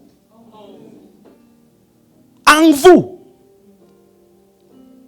Donc, en fait, en réalité, ça veut dire que quand il dit qu'il demeurera éternellement avec vous, ce n'est pas une demeure éternellement à côté de toi. Non, parce qu'il demeurait déjà avec eux. La nouveauté de cette demeure-là, c'est où? En vous. Je viens de recevoir, je vais parler à quelqu'un. Laisse-moi te dire une chose. Dieu a dit, le ciel est mon trône. La terre est mon marchepied. Quelle maison me bâtirez-vous? Ça veut dire qu'il a regardé toute la création. Rien ne peut contenir Dieu. Et le seul être qui a pu contenir Dieu, c'est toi qui me regardes. Toi qui penses que tu es insignifiant là. Toi qui penses que tu n'es pas capable. Dieu t'a regardé. Il a vu en toi le domicile parfait pour lui. Le temple de David n'était pas assez saint. Le temple de Salomon n'était pas assez saint. Malgré tous les sacrifices, malgré tous les instruments, arche de l'alliance, tout ça là, Dieu a regardé ça. Il a dit, ce n'est pas assez satisfaisant pour moi. Et puis il a regardé toi. Il a regardé toi. Et il a dit, voici l'endroit de ma demeure où je suis à l'aise pour l'éternité. Je disais pour l'éternité. Je disais pour l'éternité. Donc Dieu, Dieu t'a regardé. Même s'il connaissait qu'après avoir reçu Jésus, tu aurais encore des péchés. Il a quand même choisi de venir se poser là pour toujours. Donc même quand tu pêches, il dit, il m'appartient. J'ai mis en lui ce qu'il faut pour sortir de là. Arrête de te minimiser. Arrête de te faire croire que Dieu a des standards trop élevés pour toi. Ce n'est pas vrai. Ce n'est pas vrai. Ce ne sont pas tes performances qui ont attiré Dieu. Ce sont tes faiblesses. C'est ton imperfection qui donne libre cours à sa perfection. En regardant quelqu'un d'imparfait comme toi, comment une chose aussi parfaite peut sortir de ça? C'est Dieu. C'est Dieu. C'est Dieu. Je disais, c'est Dieu.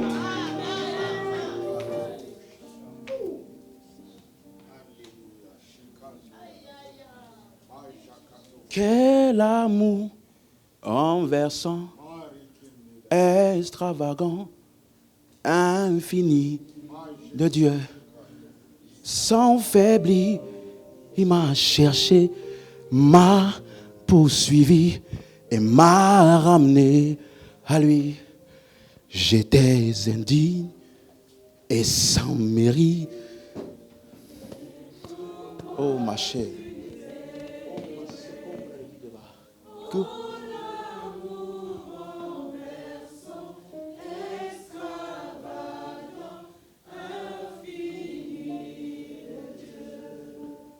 Oh l'amour renversant, extra, infini, sans faiblir, m'a cherché, m'a poursuivi et m'a ramené à lui. J'étais indigne et sans mérite, mais pour moi, tu t'es. Oh l'amour renverse, extravagant, infini de Dieu. Aucun homme n'était trop sombre, ni mon trop élevé pour que tu me chères. Aucune ombre, aucun mur n'a pu résister, ni mensonge te nie. Sans fin tu m'as cherché. Aucun homme n'était trop sombre, ni mon trop élevé pour que tu me cherches. Ah, aucun mur n'a pu résister, ni mensonge s'unit. Sans fin tu m'as. Aucun homme n'était trop sombre. Ah, ni mon trop élevé pour que tu. Dieu parle à quelqu'un maintenant ici. Dieu parle à toi. Qu'un mur n'a pu résister, ni mensonge te. Sans fin tu m'as. Oh l'amour renversant extra. Ah, infini, sans faiblir.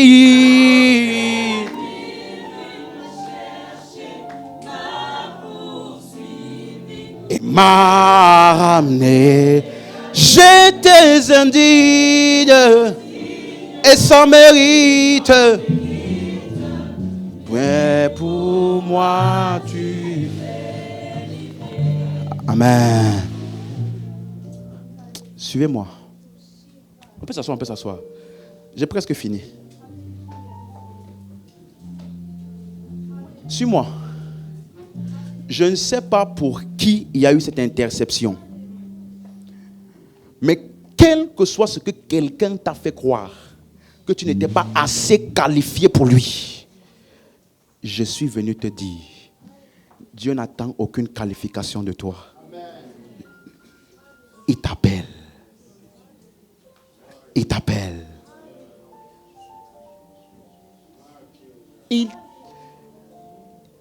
Arrête tes standards. Arrête ta frustration. Oh non, j'ai pas prié comme il faut. Ah ben je sais pas, j'ai encore tel péché, je sais pas quoi. Si tu pouvais t'en sortir sans Dieu, tu n'aurais pas eu besoin de Dieu.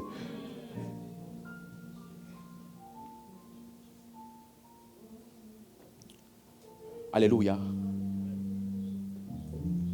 Donc, on peut revenir au verset. Amen, amen. Donc, il dit, il demeurera éternellement avec vous. Et il a appelé l'esprit de vérité. Donc, c'est quoi, verset 17? C'est quoi, pourquoi il appelle esprit de vérité? Le mot vérité en grec, c'est le mot aletheia. Okay? Ça veut dire réalité. Ça veut dire que c'est l'esprit qui va emmener la réalité de tout ce qu'il a annoncé là, en toi. C'est l'esprit qui va emmener tout ce qu'il a dit là, en toi. Quelqu'un me suit? Donc, ça veut dire que quand l'esprit de vérité viendra en toi, tu pourras dire, le Père est en moi et je suis en lui. Avant, tu ne peux pas le dire. C'est pour ça qu'il a appelé l'esprit de vérité. Il amène la réalité. Tu vois, si tu ne comprends pas ce que je t'explique là, s'il vous plaît, est-ce que vous pouvez juste un tout petit peu baisser pour ne pas me déconcentrer? Merci. Suivez-moi. Quand il dit Jésus. Merci. Pardon, c'est souvent. Donc, si tu ne comprends pas ce que je t'explique, tu vas te demander, il y a combien d'esprits dans la Bible? On a vu tout à l'heure avec le pasteur, esprit d'adoption. Le même esprit, esprit de vérité. Le même esprit, esprit de vie. Le même esprit, esprit du Fils. Le même esprit, esprit de Christ. Ils sont à combien? Ce n'est pas plusieurs types d'esprits. C'est simplement pour t'expliquer la réalité de quoi il t'a emmené. Esprit du Fils veut dire c'est lui là qui a emmené la réalité du fait que maintenant, aujourd'hui, tu es fils de Dieu. Esprit de vie, c'est lui qui a emmené la réalité de la vie éternelle en toi. Donc quand tu dis aujourd'hui, j'ai la vie éternelle, qui a emmené ça en toi? L'Esprit. Donc vous comprenez? Donc ce n'est pas plusieurs esprits. C'est le même esprit, mais on l'appelle esprit de vérité parce que c'est lui qui emmène la réalité de tout ce que Christ a accompli en nous. C'est clair? Donc quand Jésus disait, en Marc dans Jean 20, verset 17, il disait, ne me touche pas car je ne suis pas encore monté vers mon Père. C'est ça? Et votre Père. Et historiquement, il est revenu le même jour. Donc quand il dit mon Père et votre Père, il confirme la prophétie de Jésus qui disait que dans la famille de mon Père, il y a plusieurs demeures. N'est-ce pas? Donc la place ou la demeure que Jésus allait préparer, c'est une question. Était-ce un lieu ou était-ce une condition?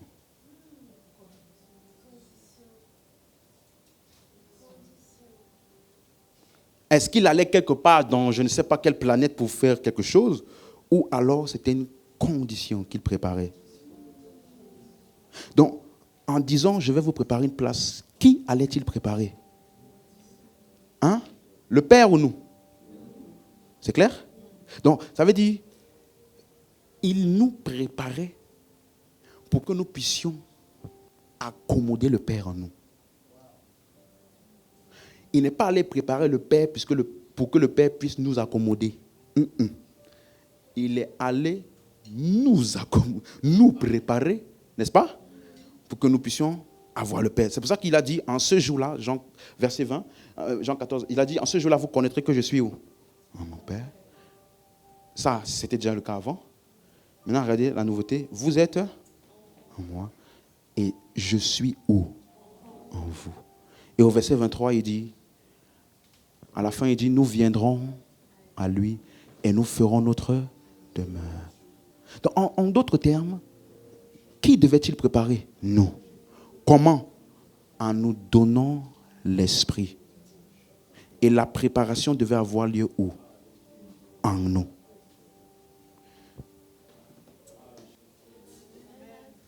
C'est clair? Ça fait sens pour tout le monde? Ok. Donc, si la préparation avait lieu, est-ce que c'est en accord avec ce qu'on a vu hier, qui disait que la terre qui était informe et vide, il va faire jaillir la lumière, et par cela, une nouvelle création, nouveau ciel, nouvelle terre, à partir de cette terre informe et vide-là, il va faire lui la lumière de ça. Ça va devenir la nouvelle création. C'est ça? C'est en accord? Donc, si tu comprends ce qu'il t'expliquait hier, ce qu'il t'explique maintenant, ça veut dire que l'œuvre de la récréation, de la nouvelle création, là, va être faite où? À partir de quoi? La terre informe et vide. Il va faire, lui, sa lumière là, pour que ça devienne la nouvelle création. Donc, ça veut dire que le lieu où la lumière doit jaillir, le lieu où il doit emmener la nouvelle création, le lieu d'où doit jaillir, c'est qui en fait? C'est nous. Donc, toi et moi, nous avons toujours été la cible de Dieu. Et au verset, c'est pour ça qu'il dit, nous ferons notre demeure chez lui. Donc, un chrétien qui a pour objectif d'aller au ciel, à la fin, n'a rien compris. Parce que la demeure et la maison du Père, c'est nous qui allons ou c'est ça qui vient à nous. Pour que qui soit la demeure? Non. Donc, où est le lieu que Dieu a toujours voulu habiter? C'est clair pour tout le monde? C'est clair? Ok, donc c'est pour ça que Jésus disait « je m'en vais ». Mais quand il disait « je m'en vais », au verset 3, il dit « je reviendrai ». Est-ce qu'il parlait de l'enlèvement? En disant « je reviendrai » là. Parce que beaucoup de personnes pensent ça. Mais regardez, Michée 5, verset 2. Michée 5, verset 1 plutôt. Je sais qu'il y a des versions qui... Et toi, Bethléem, Ephrata, petit entre les milliers de Juda, de toi sortira pour moi celui qui dominera sur Israël. Ça parle de qui? Jésus, n'est-ce pas? Regardez ce qu'on dit. Et dont l'origine remonte où? Aux temps anciens, au jour de... Donc Jésus, est-ce que Jésus est Dieu? Est-ce que Jésus est Dieu? Il est Dieu. Ça montre son origine dans l'éternité. Donc, ça veut dire que, suis bien, l'incarnation n'est pas une naissance. L'incarnation est la première venue de Jésus. Donc, quand il dit « je reviendrai », ce n'est pas l'enlèvement. Parce qu'il est venu la première fois dans l'incarnation. Donc quand il dit « je reviendrai », ne pensez pas qu'il parle de l'enlèvement.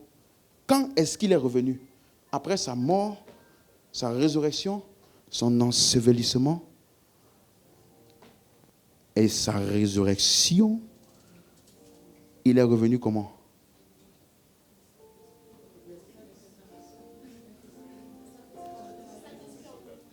Il est revenu comment? Ok.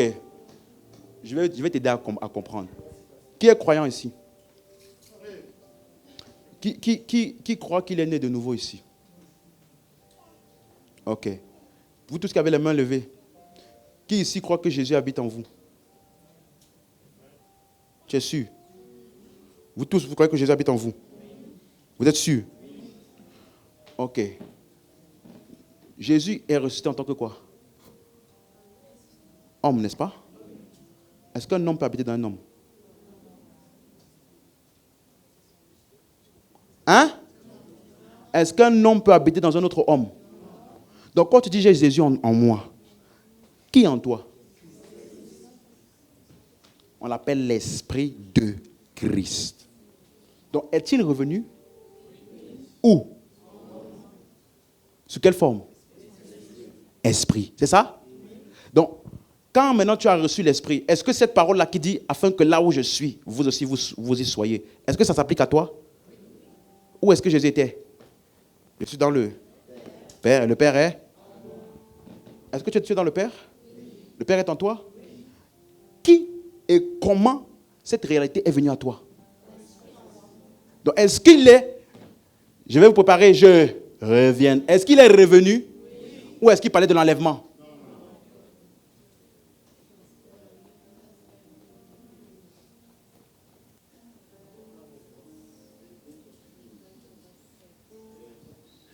Tout le monde avec moi?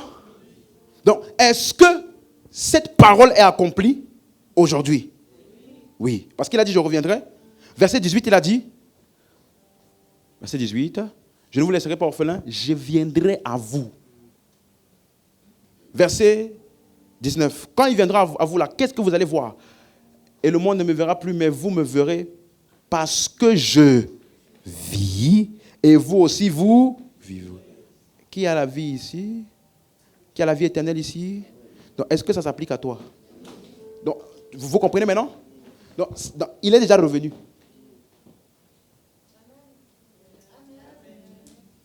Ce qu'il a dit qui devait arriver quand il va revenir, c'est pas moi qui je t'ai posé la question, tu as dit oui. Donc, si tu dis oui, que tu es là où il est, c'est nous qui disons ensemble, n'est-ce pas? Il nous a ressuscités ensemble et nous a fait asseoir ensemble avec qui? Donc, est-ce que là où il est assis, c'est là où tu es? Est-ce que tu es là où il est? Donc, est-ce qu'il est revenu? Oui? C'est clair? C'est clair? Ok, maintenant suis-moi. Et il te dit, verset 20, en ce jour-là, vous connaîtrez, en ce jour-là où il sera revenu. Je peux dire ça? Vous connaîtrez que je suis en mon Père. Est-ce que c'est ton cas? Non, c'est pas ton. Oui, c'est ton cas. Mais je suis en mon Père. Je là, c'est pour Jésus. Et que vous êtes en moi. Vous êtes en lui? Ok. Et que je suis en vous. Il est en vous? Donc, est-ce que c'est accompli? C'est clair? Donc, est-ce que Jésus est revenu de ce qu'il disait là? Oui. Amen. Donc, comment est-il venu? Par l'esprit de vérité. Donc, la seconde venue de Jésus, c'est l'esprit de vérité où? En nous. Donc, comment est-ce que Jésus a préparé la demeure? Hein? Comment est-ce que Jésus a préparé la demeure? En envoyant l'esprit de vérité où? En nous. Donc, ça veut dire qu'il était parti où? Quel est l'endroit? Ok, Hébreux 3, verset 4. Hébreux 3, verset 4. Donc, suis-moi, quand il disait je m'en vais au Père, où allait-il? Chaque maison est construite par quelqu'un, mais celui qui a construit toute chose, c'est Dieu. La suite. Pour Moïse, il a été fidèle dans la maison de Dieu comme quoi? Serviteur. Pour nous rendre témoignage de ce qui devait être. Donc, le tabernacle de Moïse et ce que Moïse a fait dans ce temple-là n'était pas le véritable, ça annonçait ce qui devait venir après. Tout le monde est d'accord? Verset 6. Mais Christ l'est comme fils sur sa maison. On peut lire la suite ensemble? 1, 2, 3, go!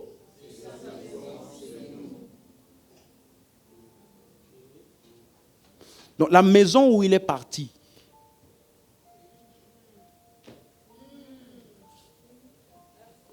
Ok. Maison qui est ici, suis-moi. Maison qui est ici, n'est-ce pas? C'est l'image du temple dans l'Ancien Testament de Moïse, n'est-ce pas? Où Moïse servait les sacrifices et autres. Et Jésus, on dit qu'il est notre souverain sacrificateur, où il est parti offrir son sang. N'est-ce pas? Pour nous.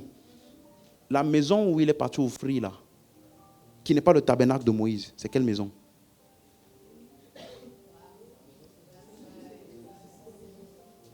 Il y a des gens qui ont du mal à dire. C'est écrit. La maison où il est parti là. Ok.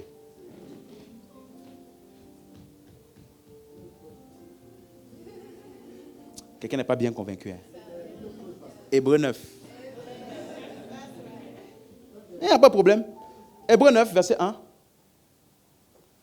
On va lire ensemble. Hein? Comme ça, vous allez voir de quel temple il parle ici. La première alliance avait des ordonnances relatives au culte et au sanctuaire. Et le sanctuaire, comment? Est-ce que on appelle ça le sanctuaire de Moïse? C'est ça? Ok. Là où Moïse entrait pour faire là où les sacrificateurs entraient pour faire les sacrifices, aspersion du sang, c'est ça? Ok. Verset 1. Verset 2, pardon. Un tabernacle fut en effet comment?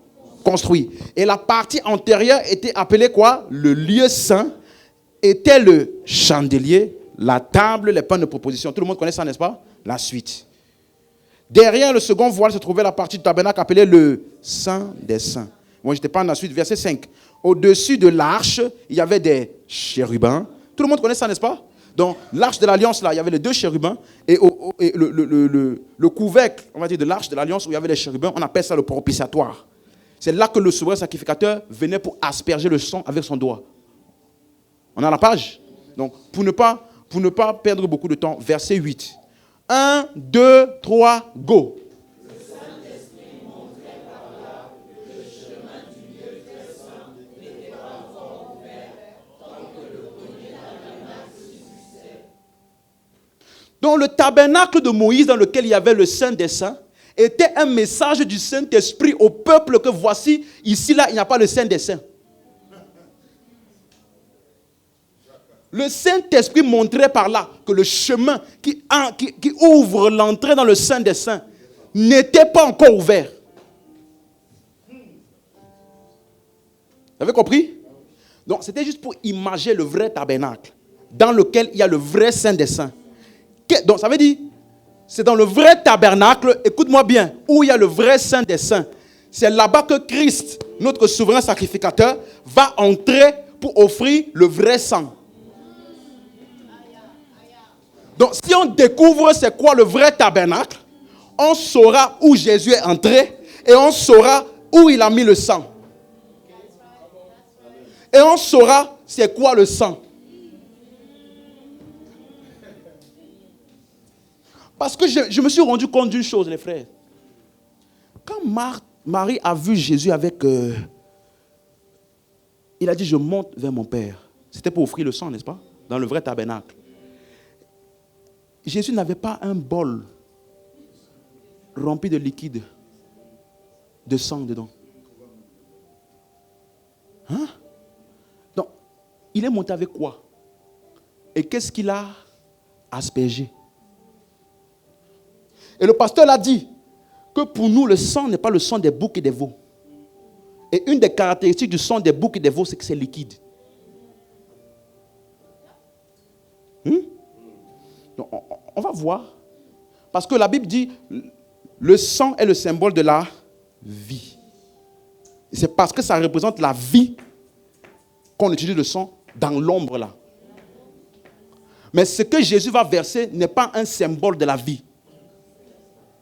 Parce que si lui va offrir un symbole, il n'est pas différent des gens de l'Ancien Testament qui offraient aussi des symboles.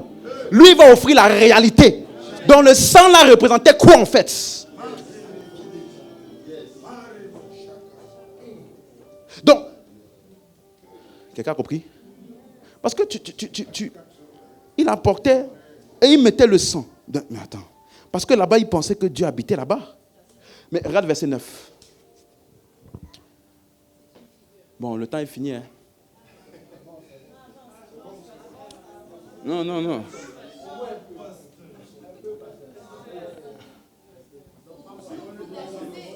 Attendez.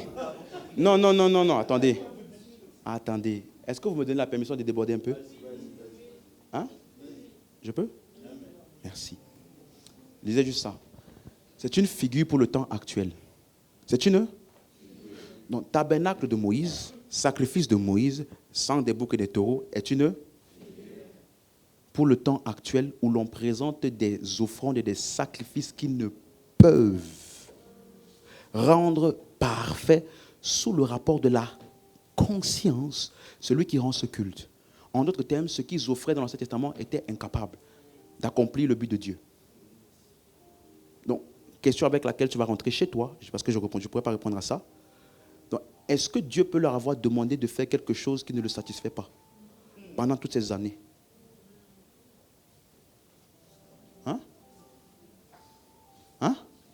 Allez réfléchir avec ça. Verset 10. Verset 10.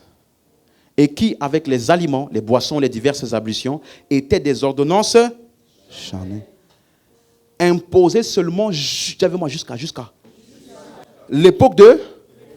Donc ça avait une date de péremption. Donc si la date de péremption est arrivée et que tu continues à fonctionner comme ça, tu as loupé un épisode. Donc, quelle est cette étape de péremption, cette date de péremption? Verset 11. Mais Christ est venu. Tu as vu? Donc, ça subsistait jusqu'à ce qu'il vienne. Christ. Pas Christ de Matthieu, Marc, Luc, Jean. Il est venu comme un... Ça, c'était quand? Merci. Donc, ça pouvait... C'est pour ça qu'au temps de Jésus, ils n'ont pas annulé le temple.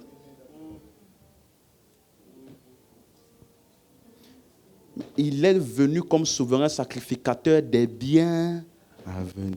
Donc, de ce que l'Ancien Testament parlait là. Il a traversé quoi? Le tabernacle plus grand, suis-moi bien, et plus, qui n'est pas construit. Qui n'est pas de cette. Non, c'est une autre création. Verset 12. Mais il est entré. Aïe, comme sombre, il a copé yanamandos. Suis-moi. Les souverains sacrificateurs dans l'Ancien Testament entraient, sortaient. Entraient, sortaient. Entraient. Il a dit qu'il pouvait même mourir dedans. Il mourait. Mais en tout cas, c'est vrai, ils entraient avec une chaîne au pied. Ils entraient là-bas pour offrir le sacrifice. Si ce n'est pas accepté, si on voit qu'après un certain temps-là, il n'y a pas de réponse, on le tire. Mais en tout cas, ils entraient et ils sortaient. Suis bien. Mais lui, le souverain sacrificateur Jésus, écoute-moi, là où il est entré là, il n'est plus jamais ressorti. Là où il est entré où? Une fois pour toutes. Où? Dans le vrai lieu très saint, qui n'est pas le lieu très saint de Moïse et de son temple, c'est ça? Il est entré avec quoi? Non avec le sang des boucs et des veaux. Le sang des boucs et des veaux avec quelle matière? Quelle couleur?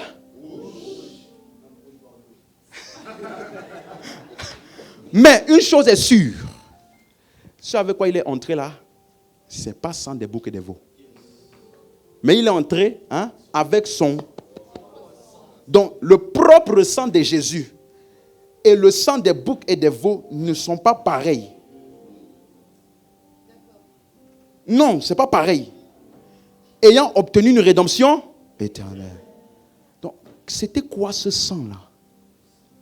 C'était quoi ce sang? Verset 13.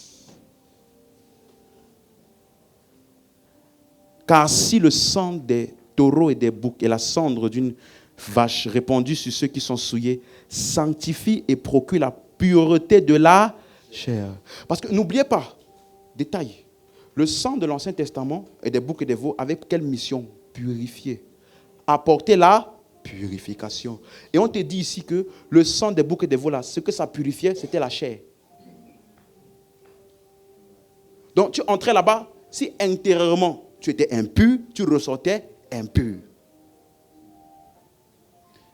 Maintenant, donc n'oubliez pas, il est entré avec son propre sang.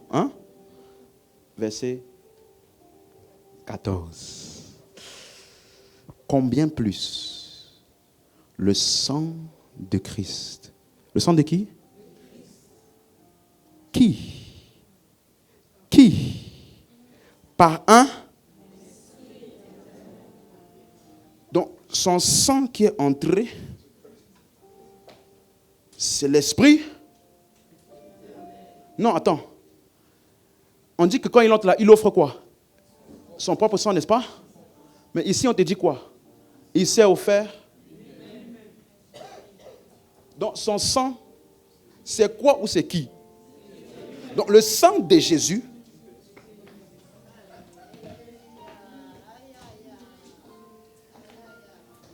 le tabernacle où Jésus est entré, écoute-moi bien, c'est un tabernacle dans lequel il est le souverain sacrificateur, il est le sang,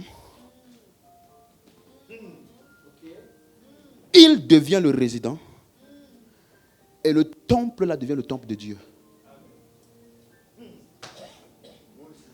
Qu'est-ce qu'il a offert? Lui-même. Ouh. Et quand il s'est offert lui-même sans tâche, il a purifié quoi? La chair? Il a purifié quoi? Hello. Il a purifié quoi? La conscience est où? Dans quelle partie de l'homme? Dans le cœur. Dans le? Ok. Afin, pour vous purifier votre conscience des œuvres mortes, afin que vous serviez le Dieu vivant. Donc Jésus est entré où?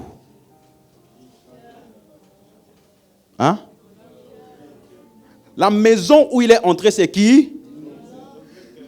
Et le sang qu'il a versé, c'est quoi? Lui-même, c'est-à-dire?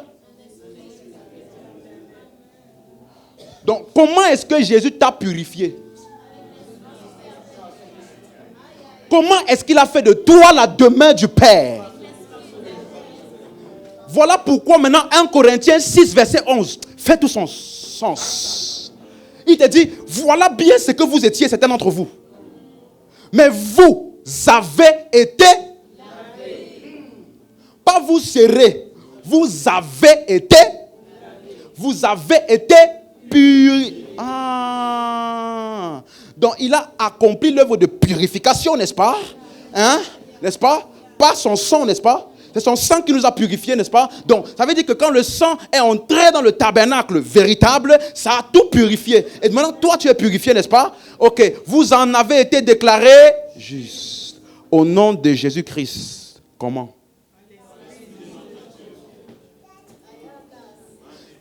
Donc, quand est-ce que Jésus a-t-il versé son sang? Et où? Le jour où l'Esprit est venu en toi. Il t'a purifié. Tu es devenu le temple de Dieu. Tu es devenu ciel et terre. Tu es devenu image de Dieu. Tu es devenu exactement la demeure permanente et éternelle de Dieu.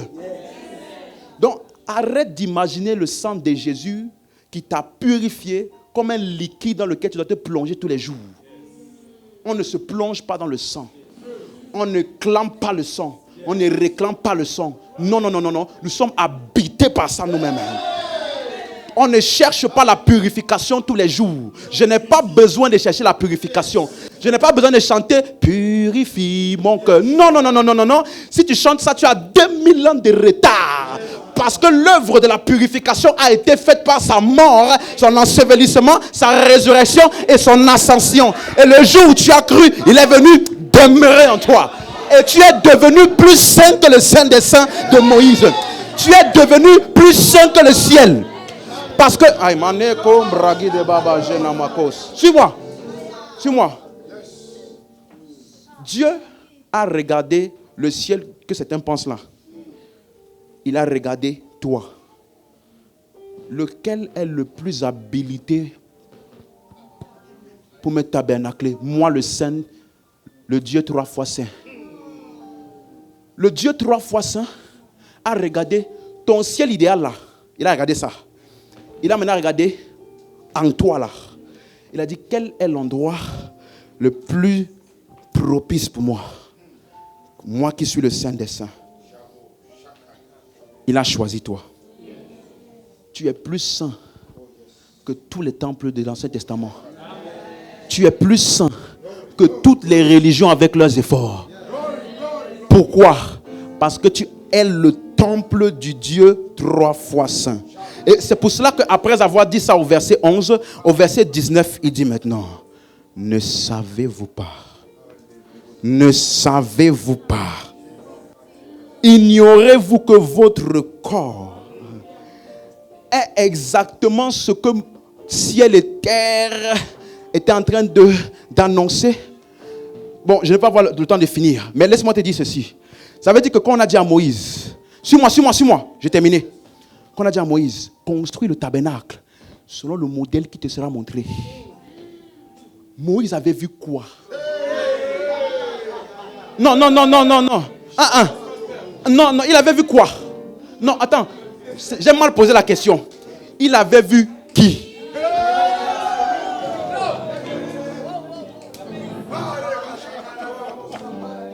Le temple que Moïse a construit là était pour imager qui? Ne savez-vous pas? Votre est quoi? Donc, ne sais-tu pas que tu es exactement ce que Moïse avait vu et qu'il soupirait après?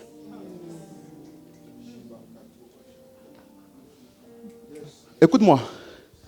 Le vrai Saint des Saints de Dieu n'est pas dans un ciel.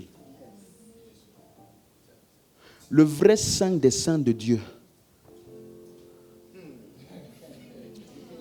Je peux dire ça? Je peux dire ça sans choquer personne? Le vrai lieu très saint où Dieu peut être contacté tout le temps. Parce qu'ils entraient là-bas pour contacter Dieu. Et la gloire remplissait le temple. De telle sorte qu'il y avait tout type de manifestation. Les souverains sacrificateurs ne pouvaient même plus servir.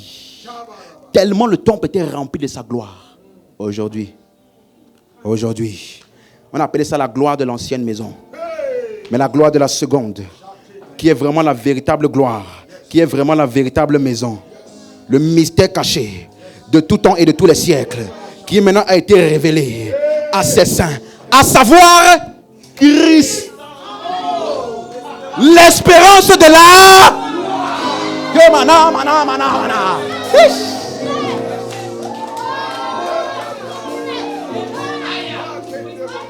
Attends, donc nous on chante pas. Seigneur, fais-moi voir. Tu veux voir quoi? Attends. Tu veux voir la gloire de Dieu? Regarde le miroir.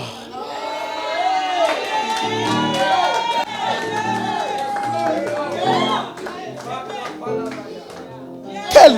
Hein? Tu fais ça? Quelle gloire! Quelle là-bas.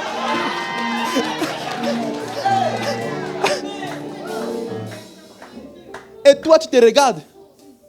Oh, vraiment, Vraiment, si j'étais un peu plus grande. Non, non, non, non, non, non, non. Si tu étais un peu plus grande, tu ne devais pas être assez, exactement comme Dieu voulait.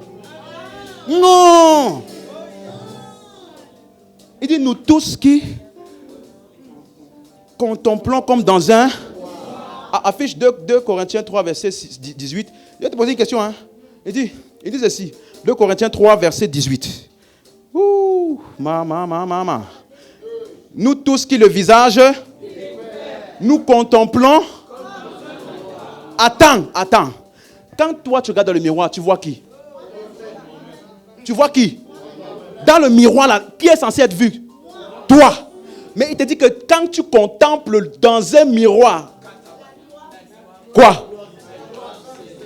Donc qu'est-ce qu'il a appelé gloire?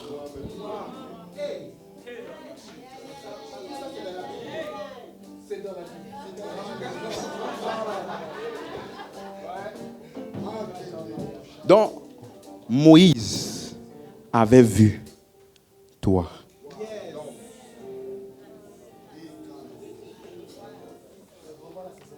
Toi, c'est-à-dire toi,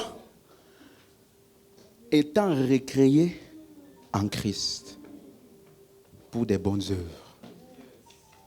Laisse-moi terminer en disant ceci. Si tu as compris tout ce que je t'ai expliqué, un frère m'avait demandé une fois, mais j'ai compris. J'ai tout pleinement en Christ. Je suis béni. Pourquoi je suis encore sur la terre? Si j'ai déjà tout ça, je n'essaie pas d'être sauvé, il m'a sauvé. Je n'essaie pas d'atteindre Dieu, il est venu à moi. Je n'essaie pas d'être purifié, il m'a purifié. Je n'essaie pas de me rapprocher de Dieu, il m'a réconcilié à lui. Ça me sert à quoi de vivre sur la terre alors? N'oublie pas, Éphésiens 2:10, il nous a recréés en Christ pour. Dis avec moi pour des. Donc, des bonnes œuvres qu'il a. Maintenant, il y a des gens qui lisent ça. Ils vont commencer à te dire, les œuvres que Dieu a préparées d'avance là, c'est que tu sois un futur footballeur. Dieu ne t'a pas sauvé pour le football. Dieu ne t'a pas sauvé pour la politique. Tu n'as pas besoin de l'œuvre de Christ pour être un grand footballeur. Tu n'as pas besoin de l'œuvre de Christ pour être riche, ni millionnaire. Mais regarde bien ce qu'il a dit, que Dieu avait préparé quand? Donc, si Dieu a annoncé son plan pour l'homme en avance, dans ce même plan-là, il a aussi inclus les œuvres que l'homme en question, qui devait être recréé, devait faire. Et qu'est-ce qu'il a dit? Faisons l'homme à notre image, qu'il domine. Ça veut dire quoi dominer? Aller dans le milieu politique pour dire, nous prenons en charge la politique? Non. Il a expliqué. Dieu les bénit et dit, soyez féconds, multipliez-vous et faites quoi? Donc, le temps me manquera de t'expliquer ça, mais ça veut dire qu'en fait, dans le plan de Dieu, son temple devait être la terre. C'est-à-dire que la terre devait être remplie de la gloire de Dieu. Comment? Lorsque chaque membre de la famille du Père commence à accomplir les bonnes œuvres, il commence à se multiplier. Donc voilà pourquoi, Matthieu 28:18, lorsque Jésus maintenant, il a accompli l'œuvre, il dit maintenant, c'est bon. Tout pouvoir m'a été donné où? Ça te parle un peu? Ça te parle un peu? Ça veut dire, la création de Genèse 1 là, tout est bon maintenant. Dieu a trouvé le repos. Il faut maintenant commencer l'œuvre de multi. Donc, verset 19, qu'est-ce qu'il leur a dit? Et faites de toute la terre ma nouvelle création. Allez et faites de toutes les nations des membres de la famille du Père, dans lesquels le Père habite. Donc, chaque fois que quelqu'un est sauvé, il devient un départ d'un groupe qui doit entrer dans la famille par lui. Parce que Dieu a fait l'homme à son image, il a accompli ça, mais la responsabilité de la multiplication n'est pas entre les mains de Dieu. Il n'a pas dit multiplions-nous. Il a dit faisons l'homme, et puis il a dit multipliez. Donc, c'est à toi maintenant la responsabilité avec ce que tu as reçu, la parole de l'évangile, le Christ en toi, maintenant d'aller faire quoi? Multiplier. Donc, ce soir, je veux juste te faire partir avec ceci. Tu as été sauvé pour que d'autres soient sauvés par toi. Et voilà pourquoi on t'enseigne le message de la croix. Parce que le message de la croix est la semence de Dieu pour la multiplication. Il n'y a aucun autre message qui reproduit l'image de Dieu sur la terre. Si tu ne connais pas l'évangile, tu ne peux pas être un multiplicateur. Parce que tu vas reproduire une autre espèce qui n'est pas celle de Genèse 1. Tu vas amener des chrétiens païens. Tu vas amener des chrétiens qui ont adhéré à une église sans adhérer en Christ. Tu vas amener des chrétiens qui vont adhérer à un groupement de personnes sans être imputés, introduits dans la famille de Dieu. Il n'y a que l'évangile qui est la puissance de Dieu pour le salut. Donc tu dois comprendre le message et comprendre la mission associée au message. Donc ce que tu as entendu aujourd'hui fait de toi maintenant quelqu'un de responsable, ce qui Dieu va passer pour emmener d'autres dans son royaume. On peut se lever.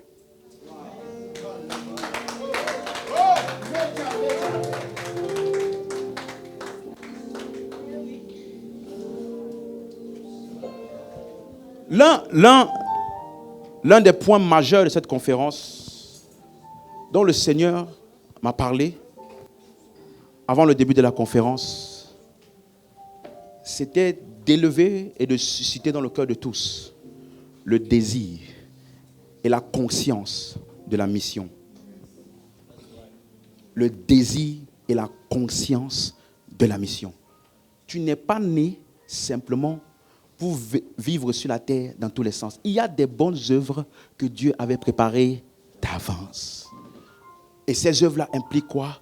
Que tu te multiplies, que tu domines, que tu assujettisses. Donc tu as en toi l'autorité et la capacité d'assujettir les serpents, les scorpions et toutes les puissances de l'ennemi. C'est ce que la Bible dit. Donc chacun d'entre nous doit être conscient. Dieu se sert dorénavant de moi pour que la terre soit remplie de sa gloire. Chacun d'entre nous est un agent. Chacun d'entre nous est un agent. Donc je veux juste que tu élèves la voix. Et si tu es ici, et ce message dont j'ai parlé t'a parlé, parce que peut-être tu avais d'autres projets de vie, d'autres choses que tu considérais importantes. Dieu n'est pas contre ça. Mais j'aimerais juste que tu prennes quelques minutes. Parlons à Dieu et renouvelons ta consécration. Consécration, ça ne veut pas dire jeûner, prier tous les jours. Ce n'est pas de ça que je parle. Consécration veut dire comprendre que dans toute l'humanité, là, j'ai été mis à part. J'ai été séparé pour accomplir le plan de Dieu. Dieu a en tête que toute la terre soit remplie de sa gloire. Habakkuk a prophétisé, la terre sera remplie de la connaissance de la gloire de Dieu, comme les eaux couvrent la mer. Donc Dieu veut que toute la terre entière soit remplie de son image. Et il se sert de chacun d'entre nous ici. Donc je vais juste te donner 2 minutes. Parle à Dieu, dis-lui, j'ai entendu, et quel que soit ce qu'il faut, je vais me consacrer à ton œuvre.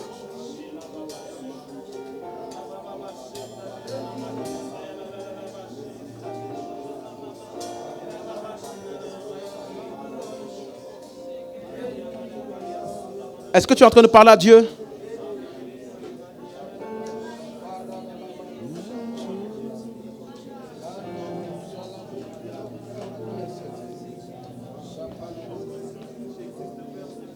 Oh.